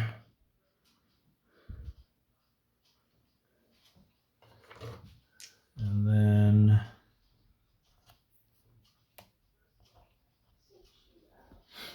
the who was that? The Sea Raven, anything but a 9. Good.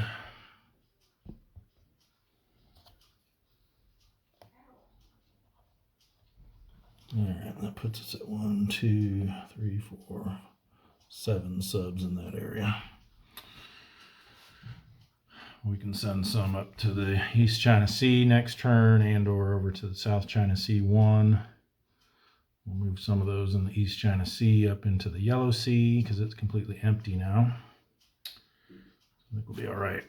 Okay, and then these 3 at Pearl Harbor are just all going to go to the Marshall Islands. They've got no transit event checks needed for that. I think we'll leave them transit side though. All right. That will do it for the operations segment. In turn, we've got no storms this week, so nothing to do there. Ultra markers can come off. And then we can check for spotted marker removal. Let's start down here, I guess. There's 1. 6 or less is what we're looking for. Nope. That was the rasher. They don't have one. Got one there on the runner. Nope. Okay.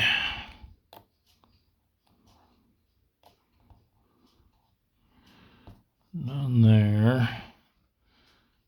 Let's see what we got in this mess. That's damaged. That's damaged. No spotted. Over here, got damaged. Damaged. Spotted.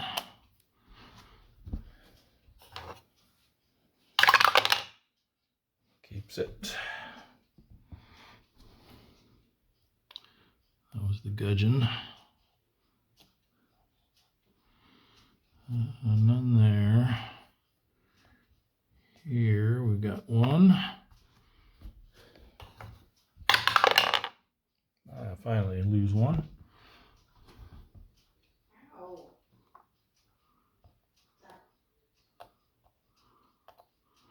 That's going to be it. Let's put them down on the bottom there with the Tullaby.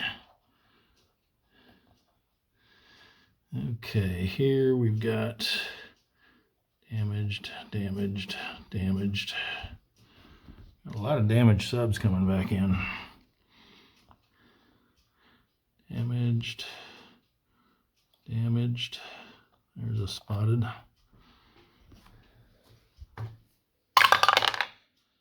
They lose it.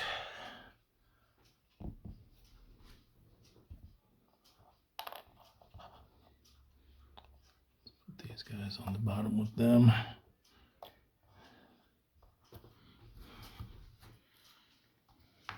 Okay.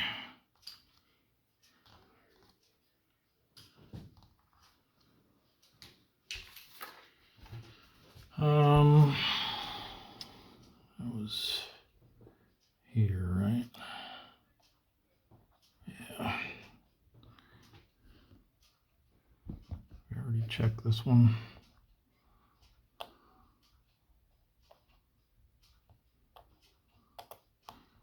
Yeah, they're good. Okay, then there, obviously.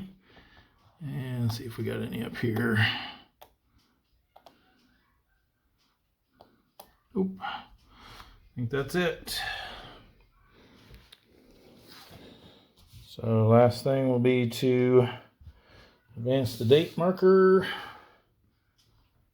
on to week 3 of September 43. So again, finishing up week 2, we're at 386 ships, 1,680,000 tons, and 38 subs lost. We sank a total of I